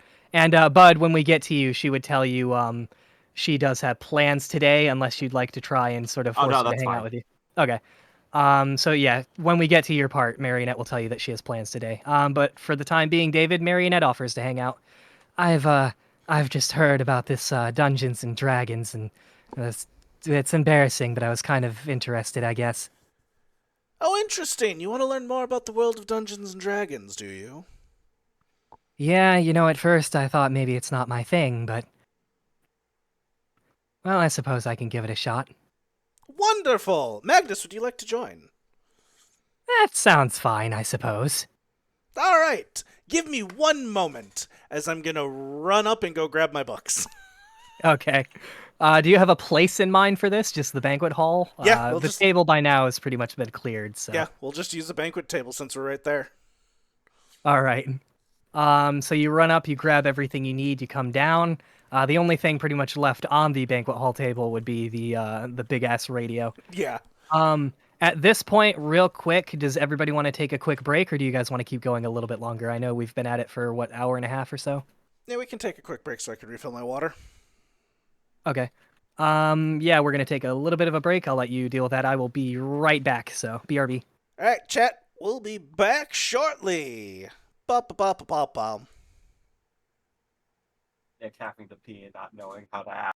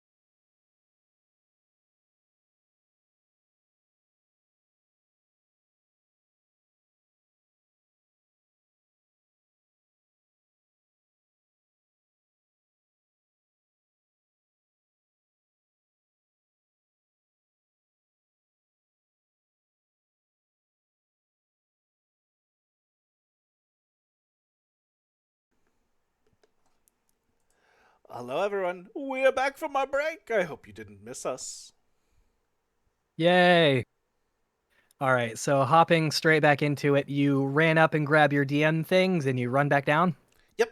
I make sure to grab a very specific notebook that I've been slowly working on over time. Okay. All right, you get everything set up. Magnus will tell you that he's played once or twice.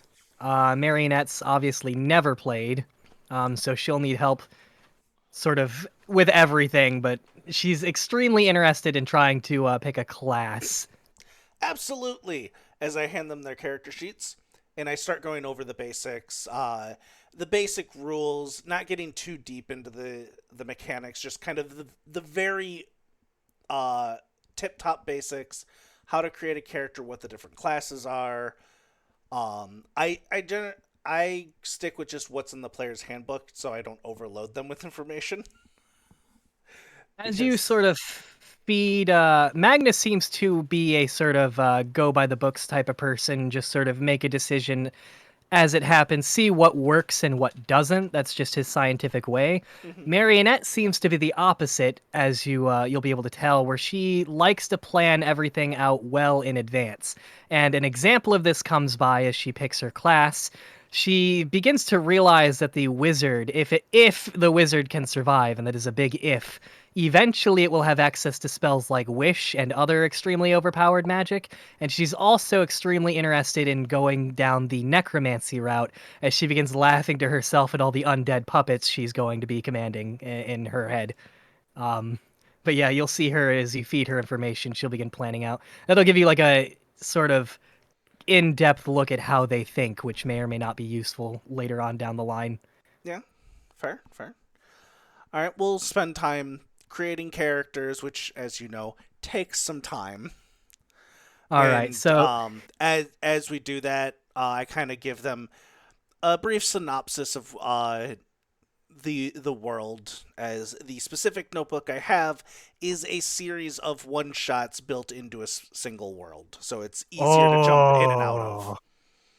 All right. As character introductions come by, Marionette will go first. I am the Forsaken Lady Regalia. I was a princess at birth. My parents cast me out like bastards as my family was using me to their own ends. You notice some venom in her voice as she says that. And, yeah, after that, I decided to study necromancy. I thought it was cool. People keep telling me about morals. I keep telling them to shut up or die. It's been a real rough life as she begins going through her character's backstory. And as it becomes time for Magnus, Magnus goes, I am Ass Fist, the barbarian. I love beating people to death unless they give me what they want.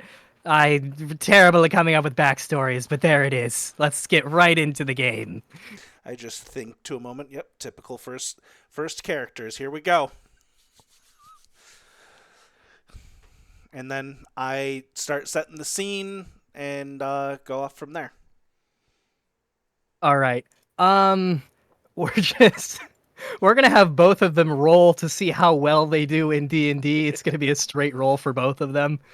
I'll let you decide the outcome of this, depending on what they roll. That is Marionette's. Now let's do Magnus's. There you go. However you want to interpret that. That's how well they do playing D&D. Magnus almost dies a couple of times on some very easy encounters as he forgot to rage. I don't understand. I'm always angry. Aren't I always raging? No, you have a specific thing where you can do it twice a day, where you reduce the amount of damage you take. Right, and this potion I found, I'm just gonna drink it. I don't know what it does, but only one way to find out, right? I do this in my lab all the time, so it should work out fine. Oh, that's an alchemist fire. Oh no. You're right. As you drink that, your insides start burning up a lot. I seem to have a bad case of indigestion. Yeah, you also take a 2d4 fire damage. Well, there goes pretty much most of the hit points I had left. Luckily, only 3. You're still on 1 hit point. You might want to take a look at what you're drinking next time. And Marionette, you of all people will see the irony of this, but she'll chide Magnus. That's why you don't drink things when you don't know what they do. I chuckle. All right, you guys are going to be playing D&D for a while, I assume. Yep. Do you want me to roll that D100? I do, and I'm scared because I don't know how I'm going to, tie it down to D&D, but you know what? We'll figure it out. Go ahead. Blap! Swear to God, though, if you roll a D100, I'm going to be 33. All right, let me, Okay. So the roll you got was Phoebe accidentally ordered too much stock for the store and gives you something. So with that being said, as you guys are playing D&D, Magnus has almost died. You see Phoebe wandering in, and you know what? Go ahead and just roll me a D100. We'll see what you get here from the store. I fucking hate you. I would have All right, laughed let if it was me, a D100 and I just got her purse. That would have been funny.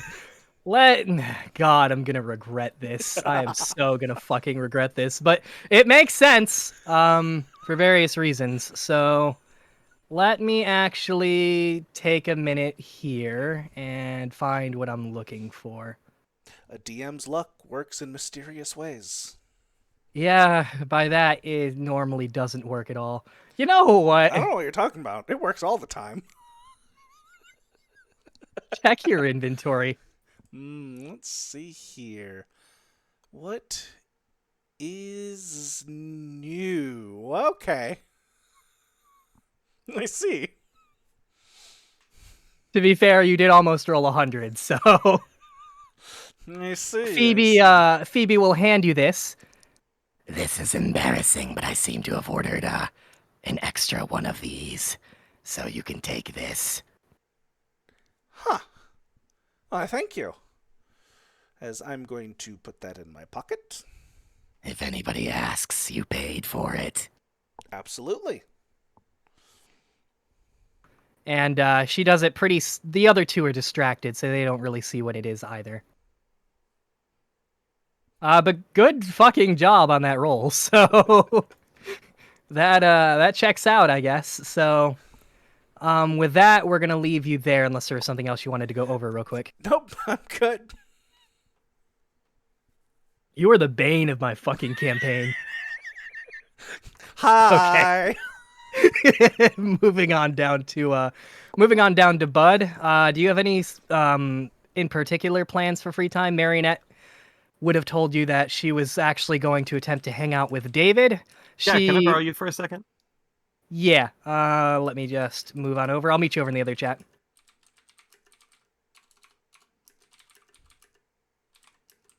You gotta quit breaking him like that, David. I can't help it. He should know better when he asks me to roll things. I think the funniest part is so many times everyone's just like, all right, clearly you have something installed to make you roll that way. No, it's just what happens. No, you've definitely hacked the software. I have not. I refuse.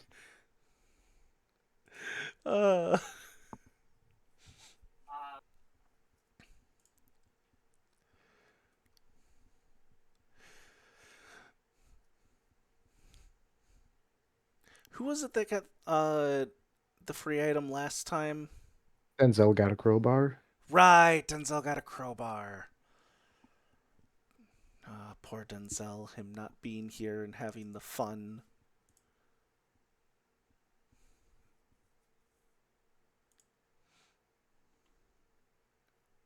He was gonna try and get the day off, but like it was one of those moments where we all kind of assumed that he would know okay, 4 weeks from now would be the day, but then he was like, nobody ever told me what day, so I never took it. It's like, Okay, Yeah. on one hand, fair, but on the other hand, like Denzel, it's literally every 4 weeks. Yeah. I'm slightly concerned by the rolling. That's always concerning. All right, I am always concerned. Nick, do you need me to grab you anything before you keep going? No, I think I'm all set. Okay. So after that, I'd probably wander and try to get a sneak peek at the water park, see if I can see anyone going in and out, etc. Okay, you're just kind of watching the gate at first. Yeah. Go ahead and roll me another D100, I guess.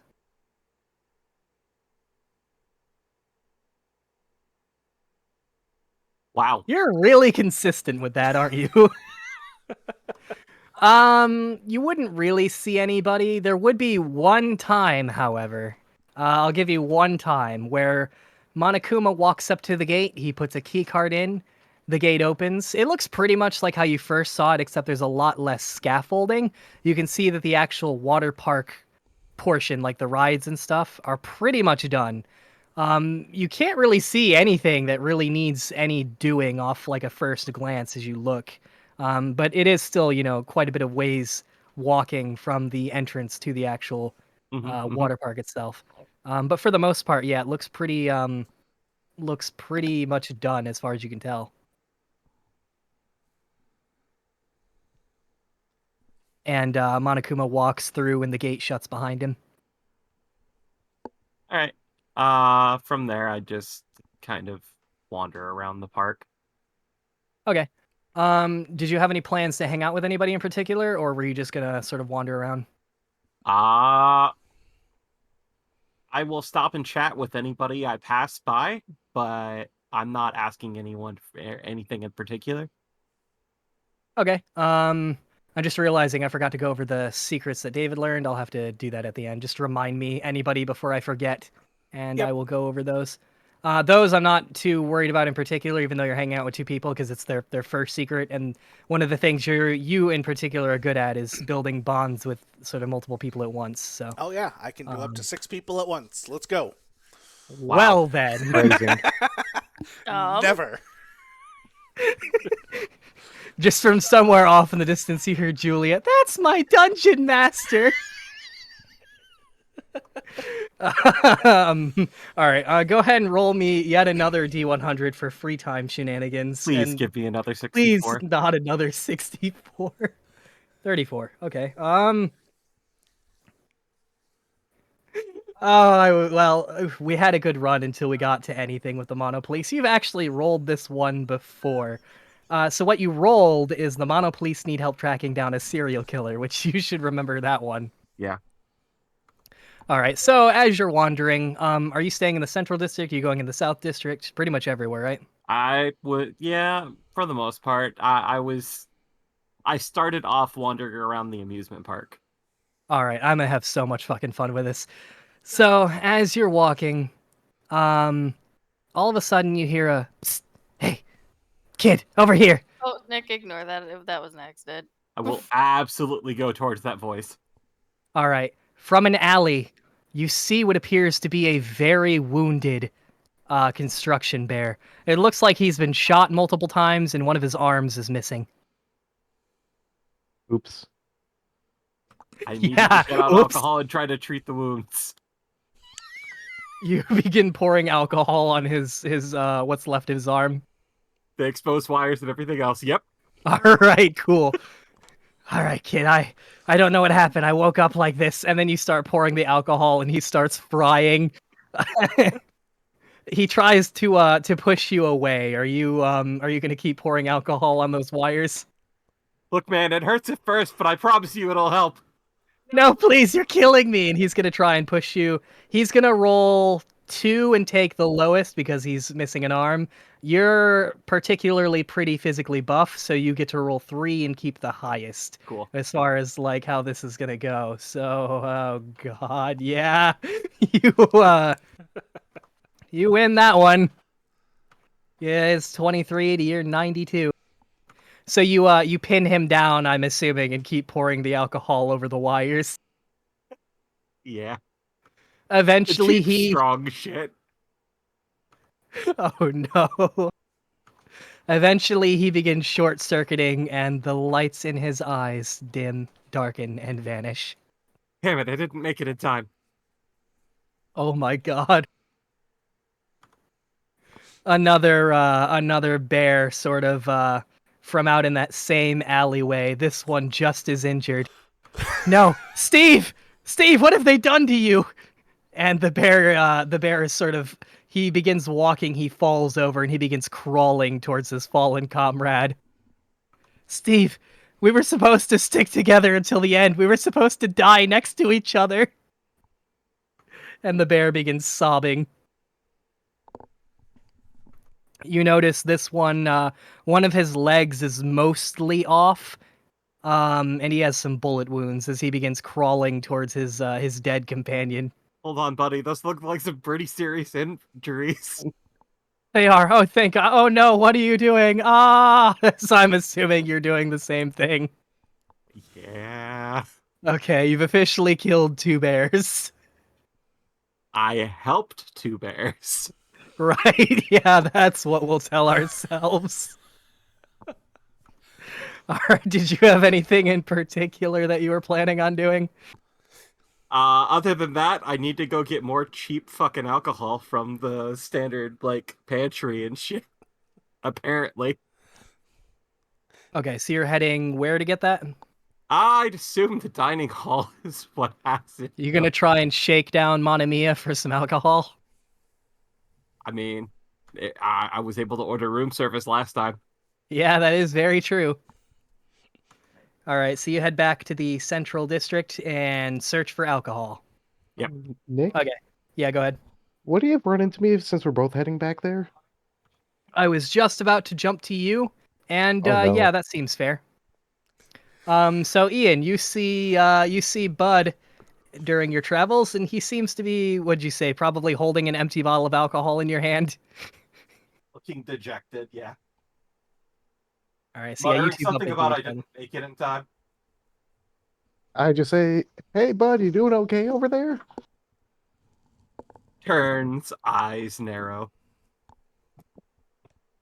Okay, Nick, should I tell him what I'm actually wearing right now? Yeah, probably. Okay, so quickest way I could put this is I look basically geared for war. I'm wearing body armor, magazines on the chest, wearing a helmet with night vision and everything, carrying a rifle, with a slightly bulging body bag thrown over one shoulder. Are you gonna kill me if I ask what's in the bag? Oh, it's just dead worker bears.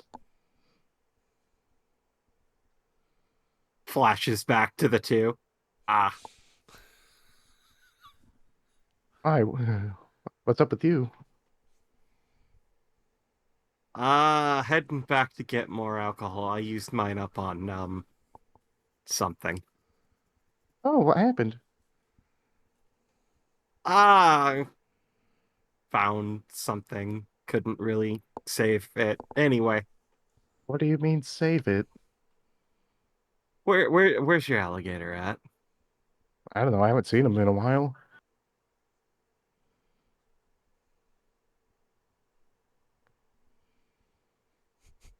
Face goes a little white. Anyway, looks like you're heading back to the central district. Want to walk together? Eyes narrow. Sure. All right.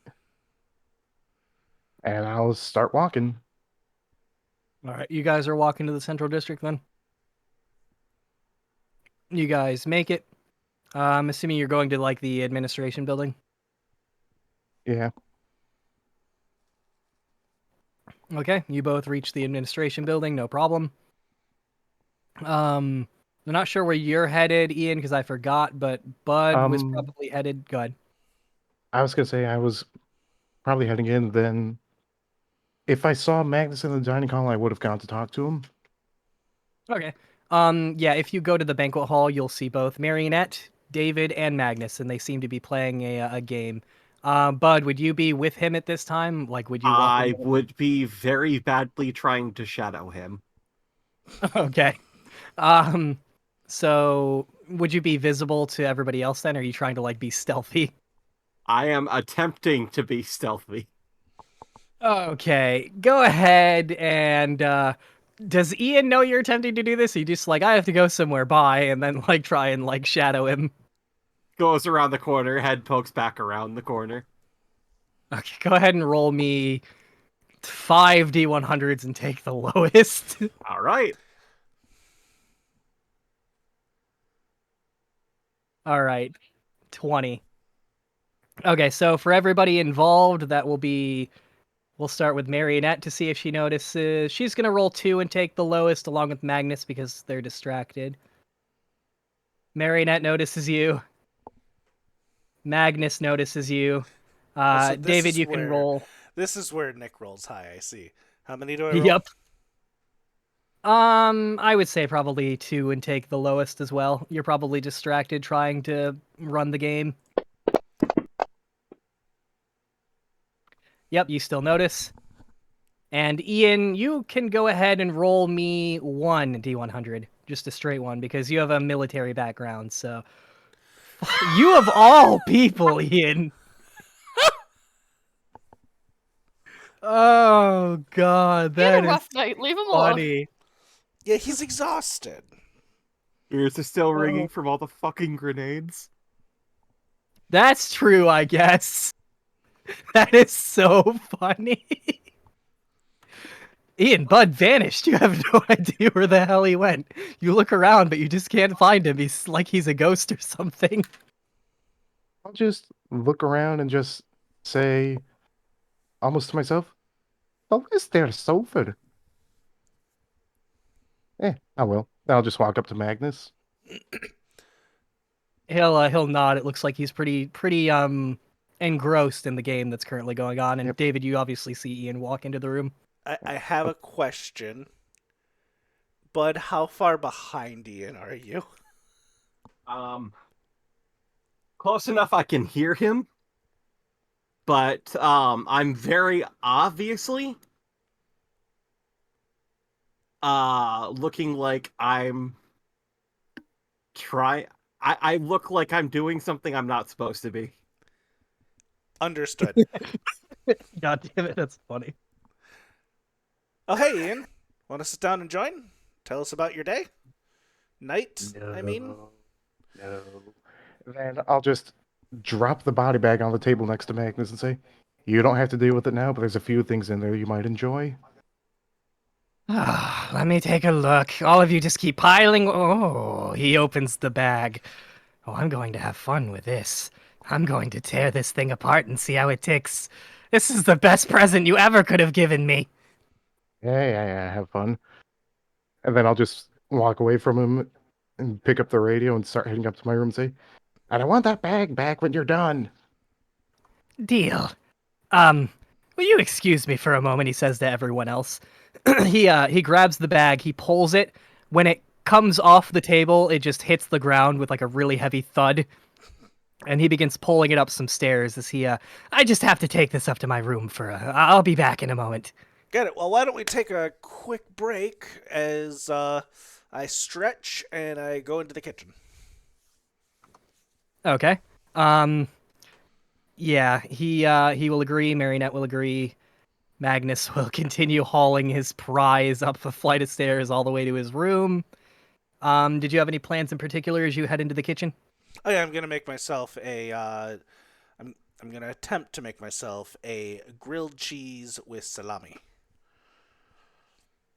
You're testing me. What do you mean testing you? With salami on grilled cheese? Yeah, it's good. It's Absolutely. great. Nick, that's actually not that bad. You're the weird one. I've never had that before. That Oh. sounds foreign. Ham Ham is really good with it too. Yeah. Ham's I was good. thinking Okay, I ham. guess I've had ham and grilled cheese. Ham That's is good. fine. I prefer salami as my lunch meat of choice. Maybe I'll have to try it, I guess. It is good. If you like salami, 100% recommend. I do like salami. But yeah, you find everything in there. Bud, you obviously would have seen Magnus peace out. Ian grabs the radio, and where were you heading again, Ian? Back to your room? Yep. All right, Bud, you'd see Ian go. Would you try and would Yes, you continue? yes. Okay. Do I see him when I walk back out the room? Not with that Apparently, roll, you but don't. 6. Probably Alright. not. Yep. I go to my room, open the door, and walk inside. All right, Bud, you see. I'm watching that door for a while. Okay. All right, we'll get back to that. David, you're just making yourself some food and then just sitting back down. Yep. Okay. As you do that, you'll notice Marionette seems to be a little on the awkward side, almost like she doesn't know how to act. She'll keep reading over her notes repeatedly, so you know it's something that she's read before. It's like she can't find anything else to do, as she impatiently waits for Magnus to get back. As I sit back down, I see you're have a little bit of awkward tendencies. You don't talk to people much, do you? No, of course not. Then they have the chance to use me. I tend to keep contact to a minimum for the most part. And actually, as this happens, I guess since it especially fits. Sorry, my throat is dying. Since it especially fits right now, I'm going to take you over to the other chat for a second. Okay.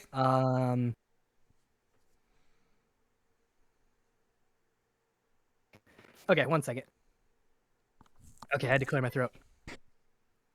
No, I'm fine. Okay, so the reason why this fits so good is because you're going to learn. I'm just going to tell you both of their first secrets, but you're going to learn Marionette's first secret. So let me pull these up real quick. There's Magnus, there's Marionette. Okay, so are you ready for Marionette's first secret? Yes. Says, I view friendship as nothing more than a tool someone can use as a means of control. All right. And Magnus's first secret is, I have an innate need to understand why things happen and why people do the things that they do. In summary, I need to understand why things tick. Got it. Okay, with that, we can head back over. Okay. I went to click on the thing, and when you joined, it, like, moved the order, so I clicked on general, and it was someone's name, and I started panicking. But we are fantastic. As Marionette says what she said, I'm gonna kind of turn to her and be like, you know, not everyone is terrible and uses people for their own ends, right? Everybody I've met. And how many people is that? Because I feel that's the minority, and not to say that what you've experienced is wrong, but I do think there is more out there in the world. I was actually famous, believe it or not. That would explain a lot. Yeah, I suppose it would. Unfortunately, famous people do get taken advantage of more often than not. But I can promise you, not everyone's like that. Yeah, I used to hold big shows where I would do little puppet dances and I'd wear a tuxedo and yeah, I pull in quite a bit of crowds. And I'll say this. You've gotten to kind of see what I do. It'd be kind of nice to see a puppet show if you're up to sharing one day. I'll think about it. And at this point, Magnus would probably be heading back down and sort of turn the corner. And I'd say, obviously, no pressure, only if you're up for it. And Magnus will apologize. Sorry about that. Didn't think what was in that body bag would be so heavy. Anyways, where were we? Ah, right. You guys were about to enter the village of the Goblin King. All right, and is this as this continues, we will before your DM forgets who he was even we had gone to Ian, so let's head and Bud, I guess. So we'll move over to back to Allison. You and Castanet. Let me just clear this chat. I don't think I need it for anything. You and Castanet have been playing laser tag. It's now probably about midday. You guys aren't doing so good. Pretty much most of the games so far, your team has lost. Cash, no, I don't think we're very good at this. Yeah, maybe I should have practiced like hunting instead of fishing or something, but yeah, I'm sorry. I'm just not good with a gun, I guess. I mean, I'm not doing much better. So, Yeah, I'm not liking laser tag so much. Why don't we find something else? sure. Oh, you, didn't I see or hear you do some kind of card game with people or something? I read tarot cards. Yeah, that's what I want. You want me to read your tarot card? Yeah. Yeah, I was talking to someone not too long ago, I think it was Crash. He said something about he was gonna die or something.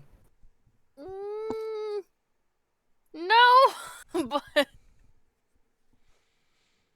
I could try, I guess. Yeah, I want to know my love life. Read me my love life. Okay. This will be interesting. Oh my god. Any chance I get to break out the tarot cards. Why do you want me to break these out so bad? I think it's hilarious when the NPCs get a reading. I mean, Well, last it tells time- them what to do next. Come on, man. Yeah, how do you Oh think my I'm God. deciding what to do? Oh my Every time the tarot cards come, it's like, write that down. Yes, Crash is the next victim. I see it. It's so clear. The cards have spoken.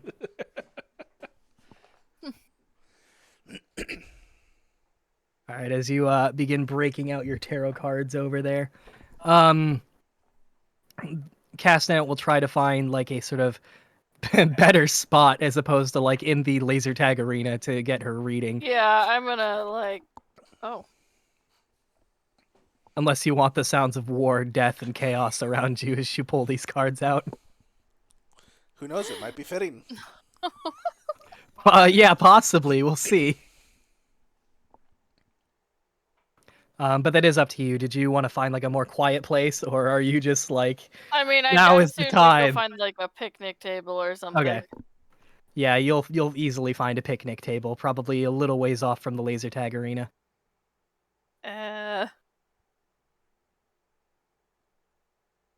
I'm just gonna do one card for this because it's. Pick a card, any card. Yeah, I just got the Six of Pentacles. I'm looking up what it is right now.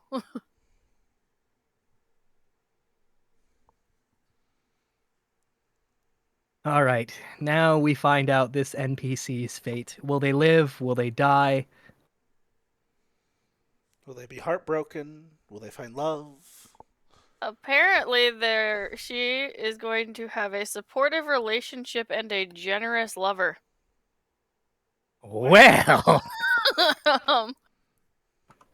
I hope that means that their purse is deep and their love is deeper. They are probably financially supportive. Oh, I'm about to find me a sugar daddy. Oh. Oh, I like where this is going. Who is the richest among you? Oh no. I like how we all know the answer to that right now. David, you feel something. You don't know what it Yeah. is. I felt that shiver down my spine. Like, as soon as she said sugar daddy, I'm like, I'm the richest one here, aren't I? Fuck.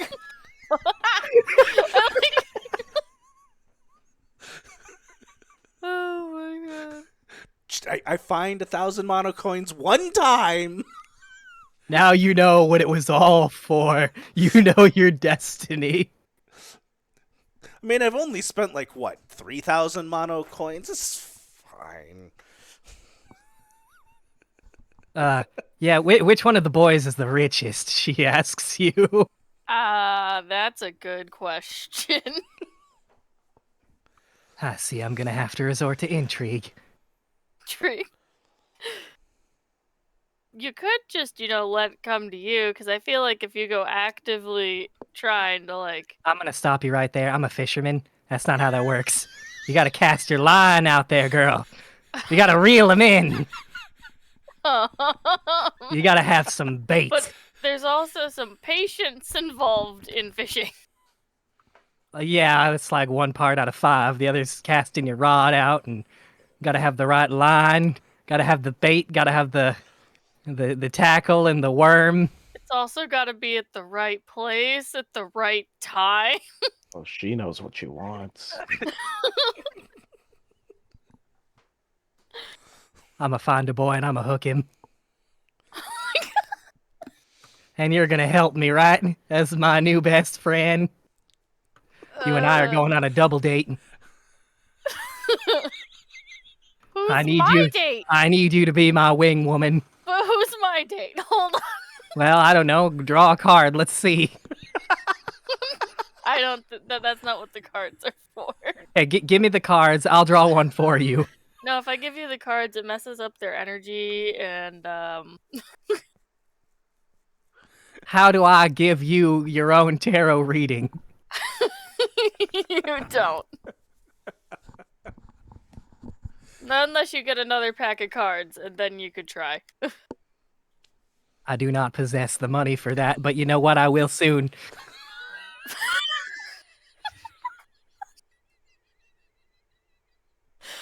Oh my god. Castanet stands up. There's a fierce determination in her eyes. Mama's going fishing. What have I done? Thought I was in danger. Holy shit. I did not say a damn word about the money. Now, the first thing I have to do is I have to find out who's the richest, and who else would know that other than that confidant lady, so I gotta find Fantasia. She's a great therapist, and she'll be an even better, information broker. So you want to go find Fantasia with me then?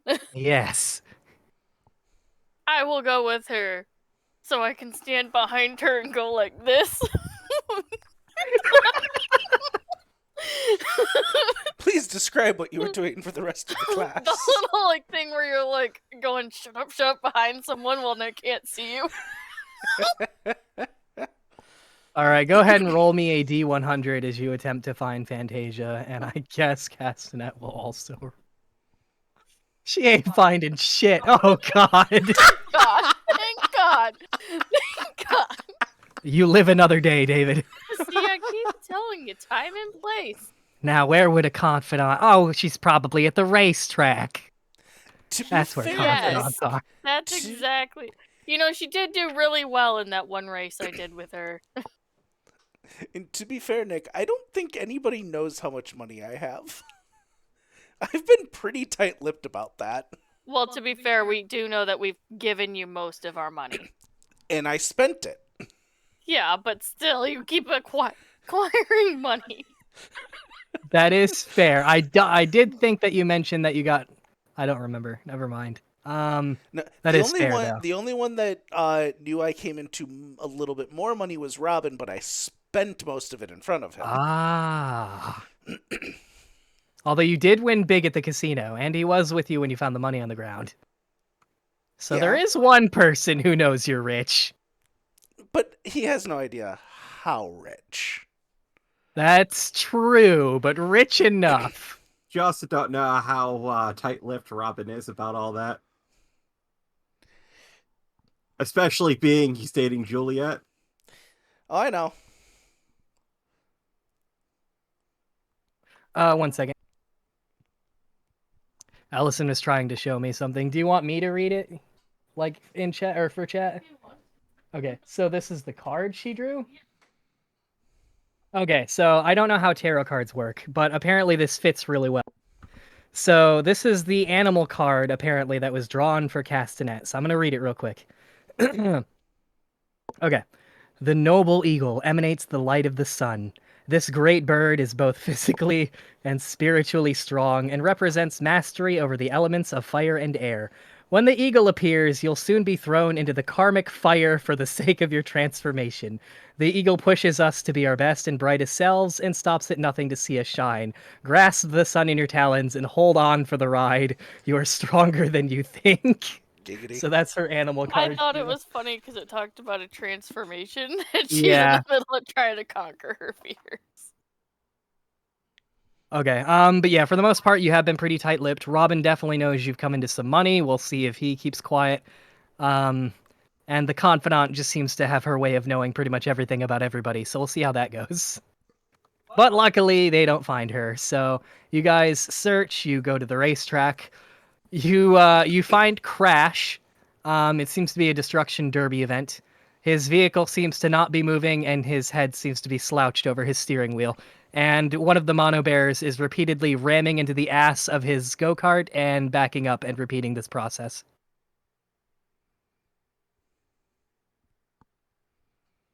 I'm assuming you don't say and chat or anything. No. Okay. So that's gonna be your little adventure. All right, we're gonna move on back as it starts getting kind of close to nighttime. So this will be starting like the late evening. We're gonna go over rotate again for the last time. Ian, you walked into your room. Yes, I did. Okay, did you have anything in mind in particular you were gonna do?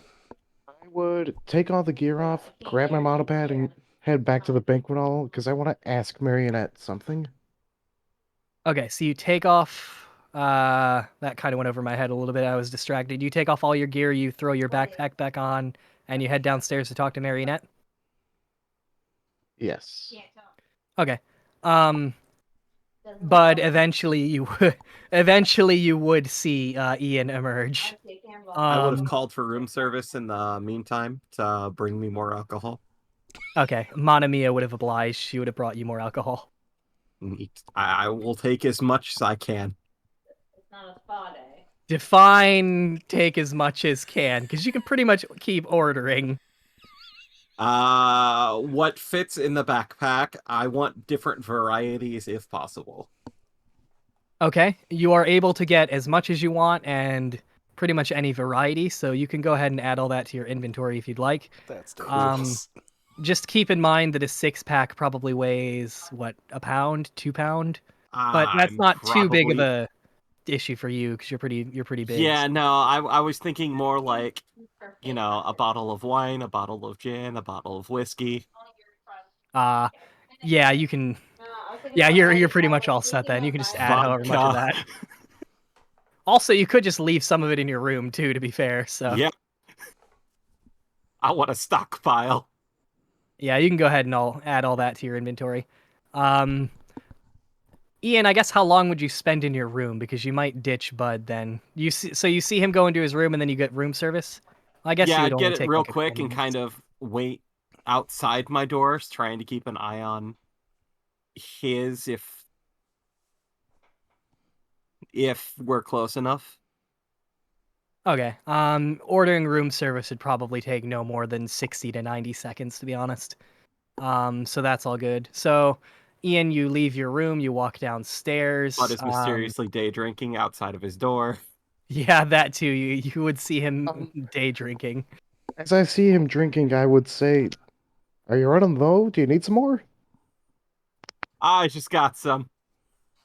Oh, well, if you ever run out, I got a barrel in the bag.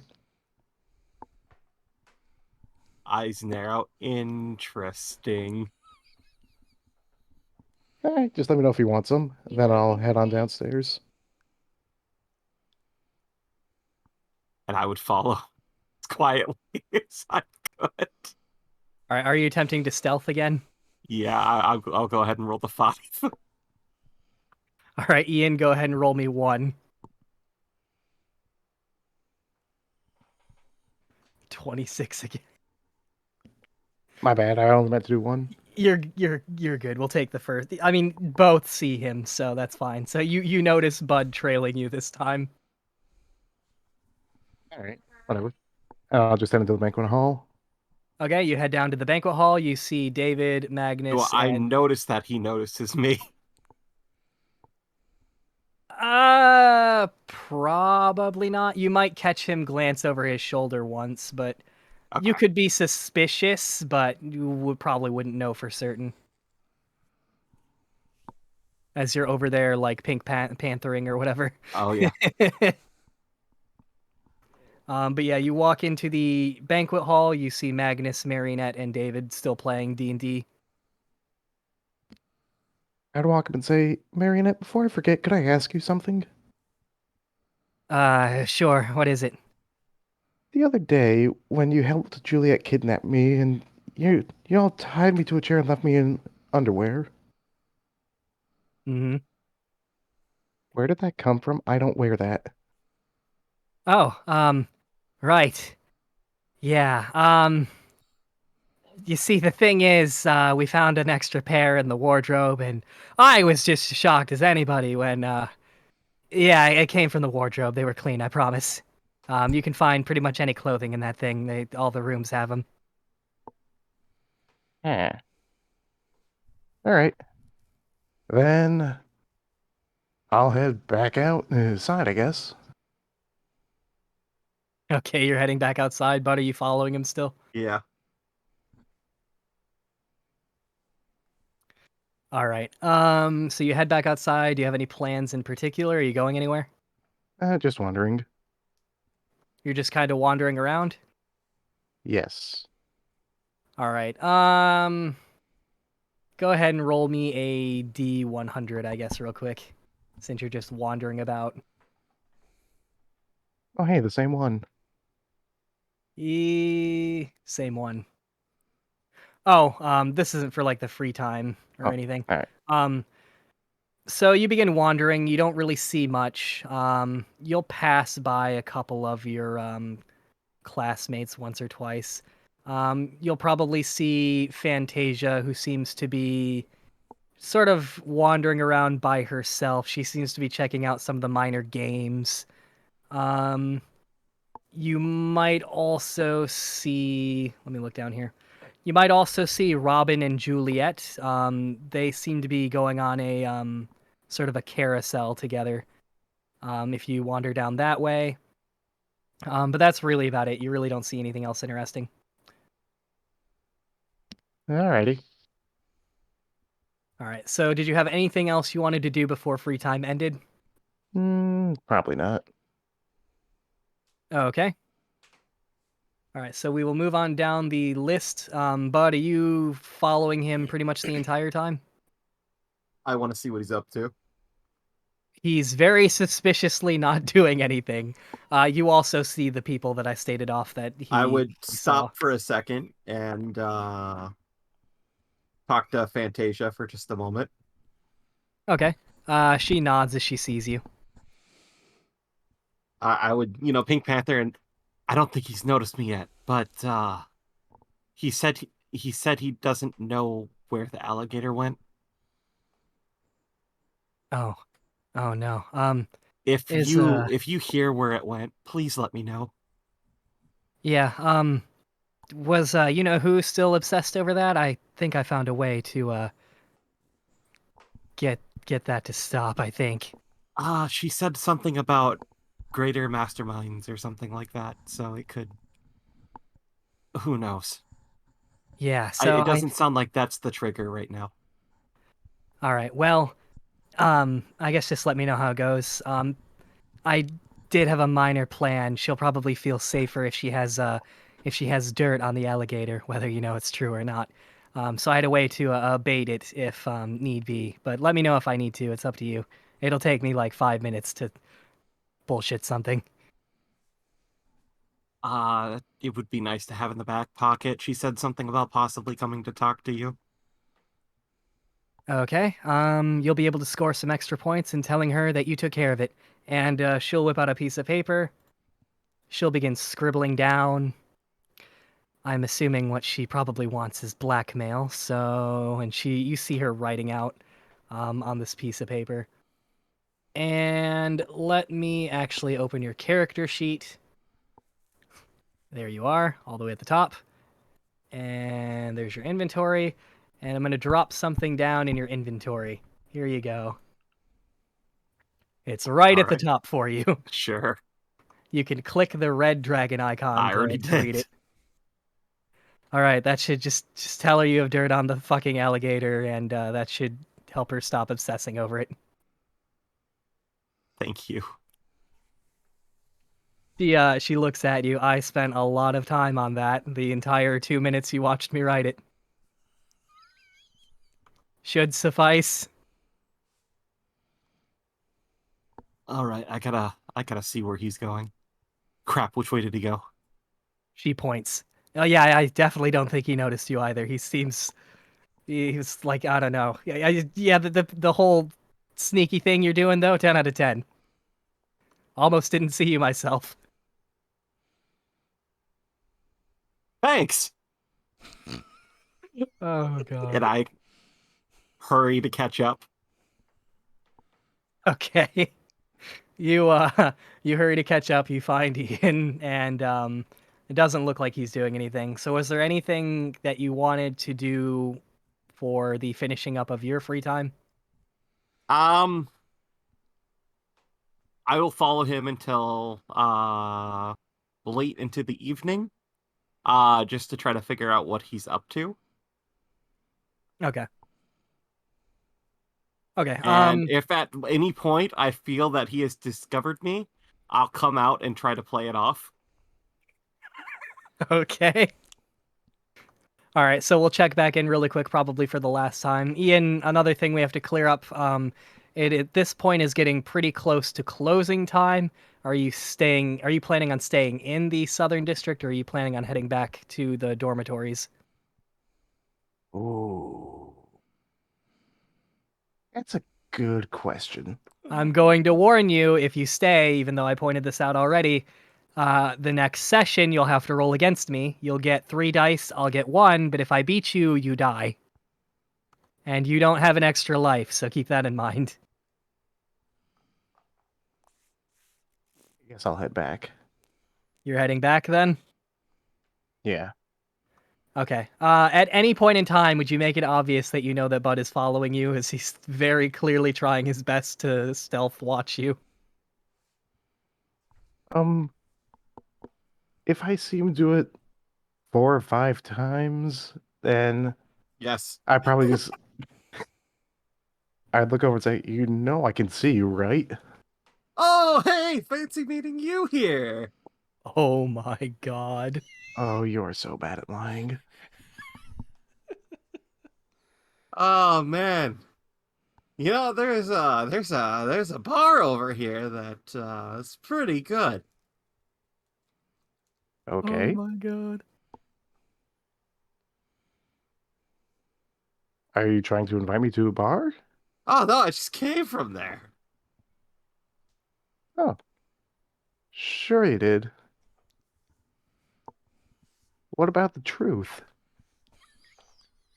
Oh no, Marionette drank that. What? What? What? God.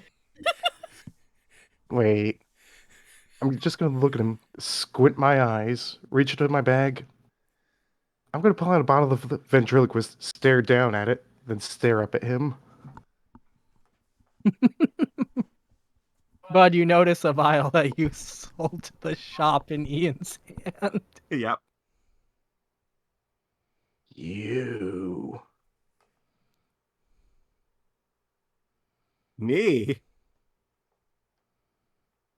Ik werde dik umbringen. What the hell is all this going on? I don't speak Russian. Oh, you disgrace the fatherland like that? Though I do drink it, pulls out vodka. Oh. How many of these are there? I'll say as I hold up the vial.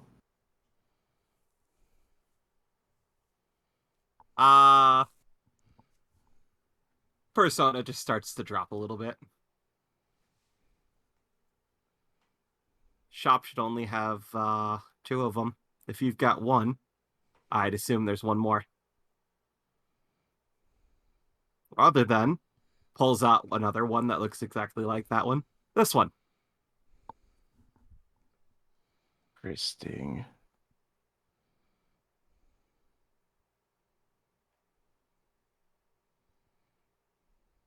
What else can you make? Why do you ask? Morbid curiosity.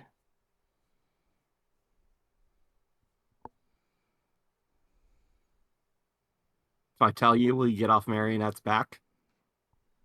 I only wanted to do the one issue with her. I have no more qualms. Well, tell me what you're trying to do. Please elaborate. Well, as the ultimate brewer, I can make just about anything.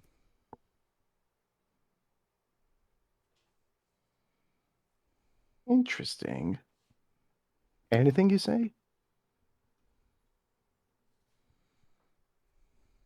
Most things. Hmm. I'm gonna have to be careful about what I eat and drink now.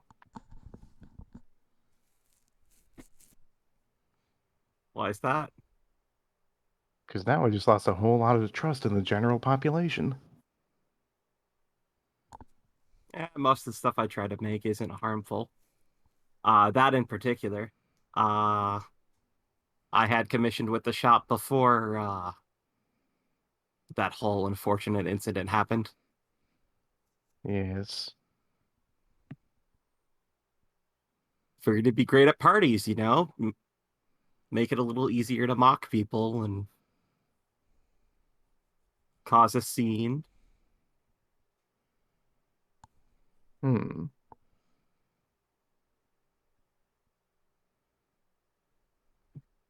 So tell me, how nervous are you about the whole situation with all of us down here?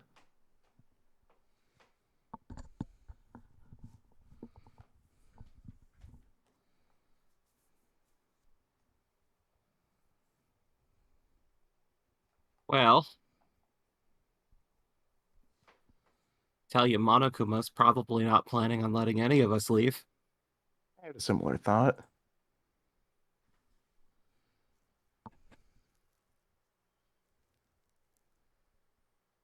Feels like whatever happened to his original programming, that his motives definitely changed.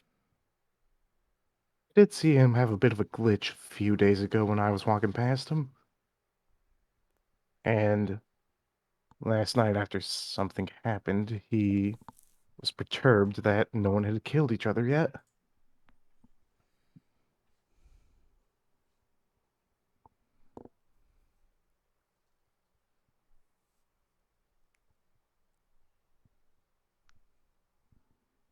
So tell me what you're trying to do, and I'll tell you if it's possible and how much it'll cost.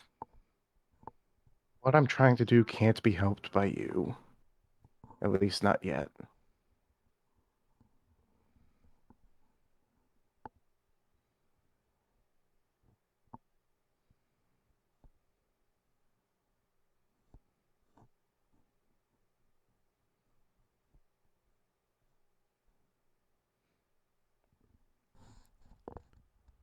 At this point, you'd hear the gates. I'd assume you'd be walking and talking. At this point, you'd hear the gates start closing. Well, Probably I get would on. start We running should for that probably gate get if to I'm the not other close side of to it. that. I grab Howitzer and or not Howitzer. I grab Bud and push him in front of me. Oh, almost choked on my pizza. All right, so you guys run through the gate then. Yep, and I'm very particular to make sure that he gets through it before I do. Okay. All right, you guys, with just enough time to spare, managed to make it through the gate. I'm assuming I'm assuming you'd start walking to the dormitories. Are you guys walking and talking still?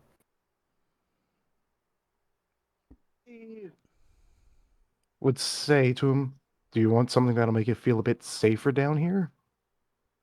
Oh, I got something that makes me feel a little bit safer. Pat's a pocket in my jacket. But What do you have in mind? You're interested in a bulletproof vest?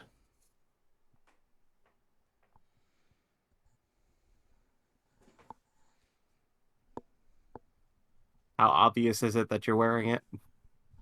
If you're wearing a heavy enough shirt or jacket, not obvious at all.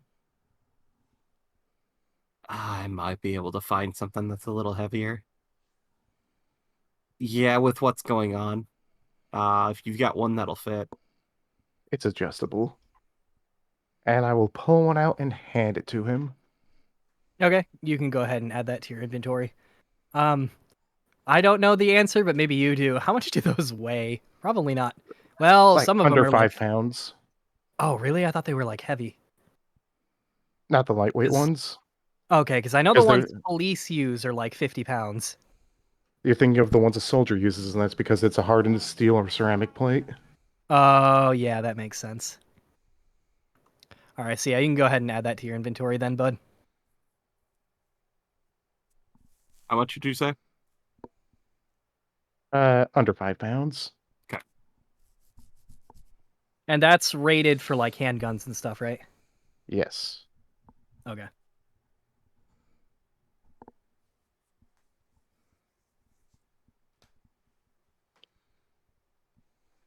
All right, so he hands you the vest.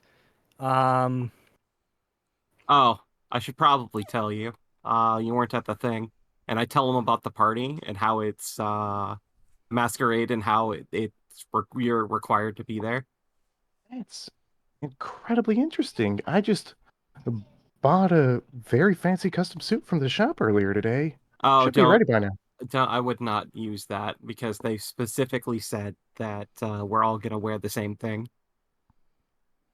Oh, well, that's a shame. I think I might have wasted some money. What? Wasted money? Phoebe? Never. No, she's an honest business person. Also, That's if he wants us to kill each other, I'm kind of afraid of what he's gonna do if everybody's disguised. It is rather interesting.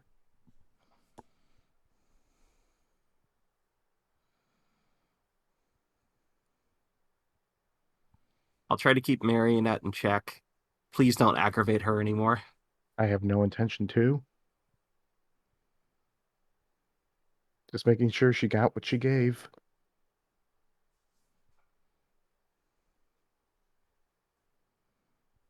Also, if you see Howitzer, he's not doing so great lately.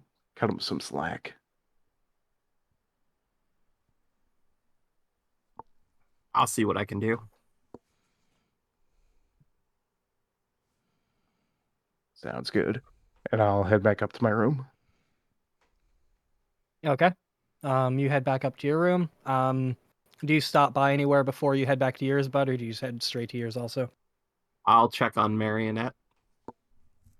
Okay. Oh no, DM dying by pizza. At this point, we're gonna head back over to David real quick, as I'm assuming the game probably by now is finishing up. At this point, it's a little past 8. Yeah, getting close as I describe. As you have taken down the Goblin King and forced him to take you to his treasure, he leads you into the temple of the crocodile. And that is where You just hear Marionette like, son of a bitch. And that is where we'll end today's session. She slams the table. Damn it, I need answers. Well, we can pick this up next time, as there will be answers inside. God, I hate and love this at the same time. And she'll begin helping clean up. Are you keeping the character sheets, I assume, since you probably have like a folder and everything? All right, yeah. All right, her and Magnus will begin sort of collecting the papers and everything. And at this point, you'll probably see Bud walk in as you guys are doing cleanup. I'll say, oh, hey, Bud, are you done doing what you were doing? Yeah, I'm finished. Do you guys need a hand? Wouldn't mind. I'll help clean up.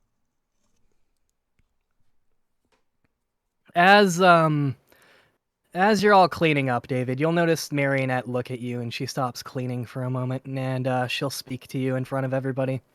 You know, I believe in honesty, even if I don't practice it all the time. It's probably pretty obvious that I hung out with you today to improve my own image, but for what it's worth, I really did have fun. And she'll sort of slide some of the papers over to you. I'm glad. It always takes a step to improve everyone's self. That being said, you're smart enough to realize that not all of us are getting out of here. So, whatever that may come to. We can Doesn't- try and be optimistic, but it is what it is. I know that, but it doesn't mean I'm not going to stop trying to be optimistic and hope that we can find a way out. I'd rather Well, nothing bad happen and that we all get out of here. she'll sort of smile. I hope that too. I guess if you find a way, let me know and I'll try and help. I'll keep thinking. And she'll begin cleaning up. Or helping you finish clean up. Yep. And Bud, I'm assuming you help clean up also? Yeah. All right, the papers get put away. Magnus departs up to his room. Did you want to talk to her about anything in specific, Bud?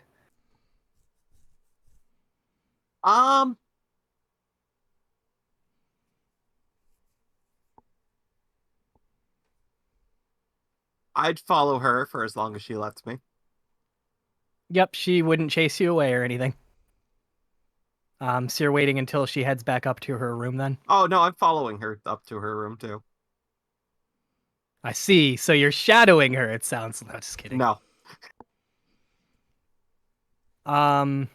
Yeah, so she helps clean up, all the papers get put away. Was there anything you wanted to say last minute or anything before she leaves the banquet hall, David? Because she's going to head back up to her room. Nope. Think everything that needed to be said was said. Okay. In that case, Bud, you see her. She's walking up the stairs. I'm assuming you follow. Yep.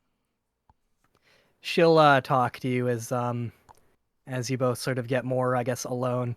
Well, I hope your day was productive. I spent the entire day with Fist the Barbarian, and we managed to, well, I'll tell you about it tomorrow. It was all kinds of fun, actually. There may be something to this D&D game.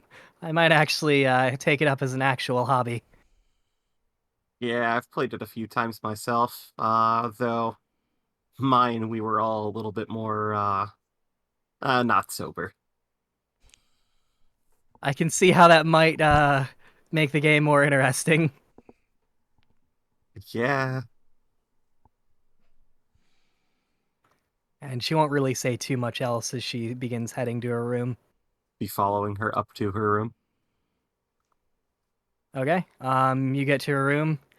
Well, I'm gonna try and get some sleep. Is it okay if I come inside? She sort of looks back into her room for half a second. I suppose. She'll open the door and let you in. Okay. When she shuts the door, I'll pull out the dirt. I see. So you pull out the dirt? Yeah. What's this? I got it from Fantasia. I see. So you've been busy. I've been trying to do some stuff.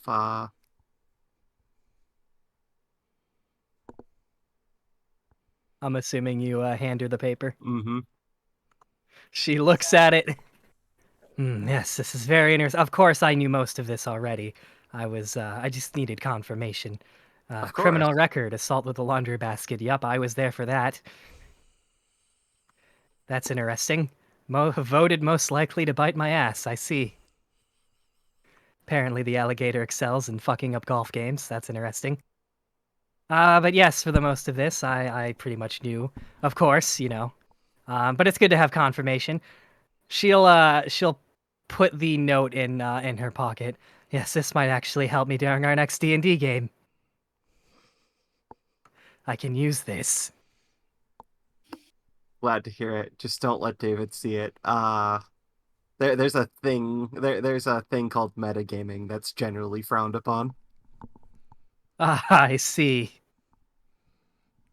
I think I was metagaming the whole time, but I'll have to, maybe not. I'll have to As long see. as you're discreet about it. That's fair. As she was the least discreet among the two. And metagaming the entire time. I'm a little worried about this party, for a number of reasons. We'll have to stay alert. Yeah, well, I should be easy enough to find and stay by. 1 second. Okay. She'll nod. Yeah, you're gonna be the one, the most easily recognizable. Should As we for have the a rest code of word us, so that I know that it's you? that's a really good idea, actually. I'll come up with one. Well, we'll touch bases, but that's actually a brilliant genius move.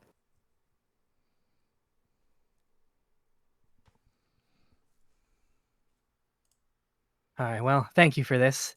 Was there anything else you needed? Are you doing okay? Yeah, I'm doing a little bit better. Funny enough, I actually passed out in the hallway earlier today, but no one killed me, so there is that. Well, that's who it was. That would have been fun. Yeah, that was exactly who it Yeah. was.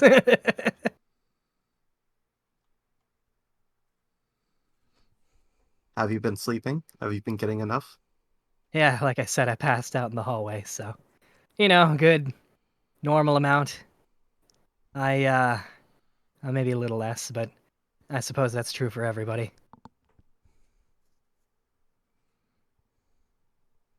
Worst comes to worse, she'll sort of pat her backpack.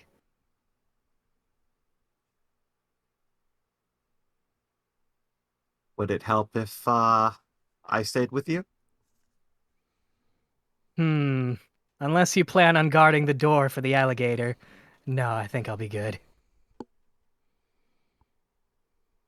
Can't have All you right. knifing me in my sleep. I mean, you know, no offense or anything. No, that's fine. You know, I murder game understand and it. all.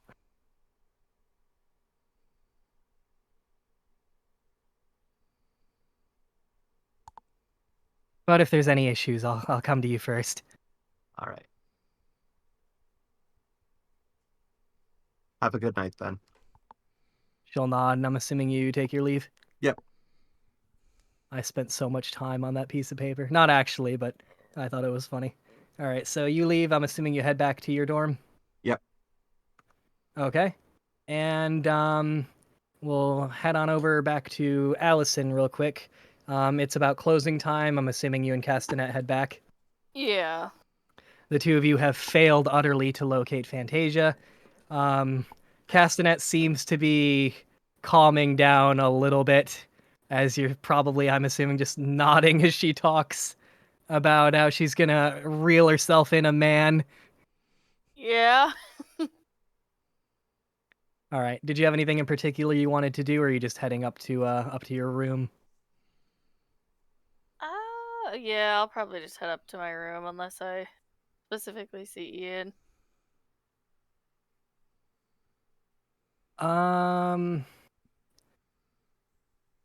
Probably if you're going there before the gates close, you'd probably get there first, so you probably wouldn't see Yeah. him. Ian, one of these days I'm gonna find you. No, you're not. You'll never find me. he's like he's like racking his guns and shit, making sure he has grenades on his belt. Walks in. Ian, I need to. Never mind. Continue. Okay. So you're just heading back up to your room then. Castanet's doing the same. Yeah. David, everybody's left the banquet hall, pretty much gone up to their rooms. Were you gonna follow basically, or did you have any last minute plans? Yeah, I'm gonna head up and I'm gonna knock on Ian's door to see if he's there. And if he's not, I'm gonna wait till he shows up. Okay, this would have been after he walked in, right? Yeah. So at that point, I think you'd probably be there, right, Ian? You'd probably hear a knock at your door. Yeah, I would say, who is it? It's David. Got What's a up? couple quick questions for you. Do you mind if I come in? I'm not dressed, but sure. And I open the door. Oh no. David, you are greeted with a face full of something. I don't know what. That's between you and Ian. There's a In I- more ways jockstrap. than He's one. fine. I keep my eyes up. We're all adults A here. test of It's fine. willpower, I assume. Well, just had a couple quick questions, and I haven't really seen you around. Why is it that you were making moves on Juliet if you were gay? Oh, that. Oh. Well, you see, I when I was doing my freelance work, I used to go all over the world for my working. But countries I was staying at, they weren't always accepting of the life cycle or the lifestyle, if you know what I mean. Like they'd executed me and whatnot. Because of that, I took the time to learn how to act straight by making people think I was crushing on one of the women. You know, might have miscalculated this one though. That's fair. That's fair. Speaking of your freelance days, do you have any souvenirs from those days? Oh, there's enough ordnance in this bag to level a multi-story building. Oh, I see. All right then. Well, you have a good night. I'm gonna go to bed now. As I close my eyes, turn around, and walk out. All right, Ian, you don't know where it's coming from, but from somewhere, a breeze finds its way through the air and the environment. Don't know where it came from. Maybe there's a window open. Ooh, it tingles. Oh my god. All right, so you leave. I'm assuming Ian, you go back to your room, or your I was closed still in my door. room. Yeah, that's what I Yeah, meant. I You know go what to I my meant. room. Okay. So you head back to your room. Are you planning on staying up at? God, I'm losing my ability to talk. I'll be up a You little know what I bit mean? to write some stuff down, and just do a little bit of D&D prep. Okay. So we're gonna end this off with something kind of interesting, and it's going to happen to you, David. Ooh, fun! Let me actually take a drink here real quick. Yes, drown So, yourself in that water. No. as you get down, get settled, pretty much just before you go to bed, your phone rings. I answer it. Hello? The voice on the other end sounds eerily familiar. You're terrible at keeping promises. I'm here on the sub waiting for you. Saved you a seat and everything. It's been a few days, hasn't it? I tried. Unfortunately, the sub ticket is a bit too expensive. You're probably shocked to hear my voice, so just listen, because I don't have a lot of time before Monokuma notices this. The danger you're all facing is real, but the executions are fake. It's a rough world out there, and only those with the strongest survival instincts will have a shot at making it. It would be a waste to kill the ones who have the drive to do anything it takes. So, listen. Kill someone. It doesn't matter who it is. And don't worry about the trial. There's 3 seats left, and I want you on one of them. Like I said, the trials are fake. I know you're strong enough to... And click. And that's all you hear.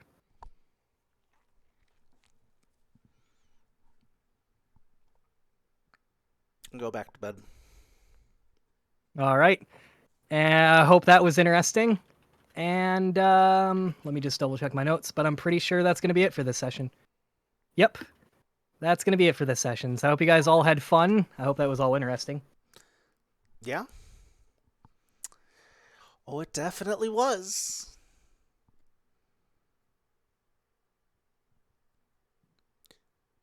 And nobody died yet. Give me time. I'm sure I can work it out.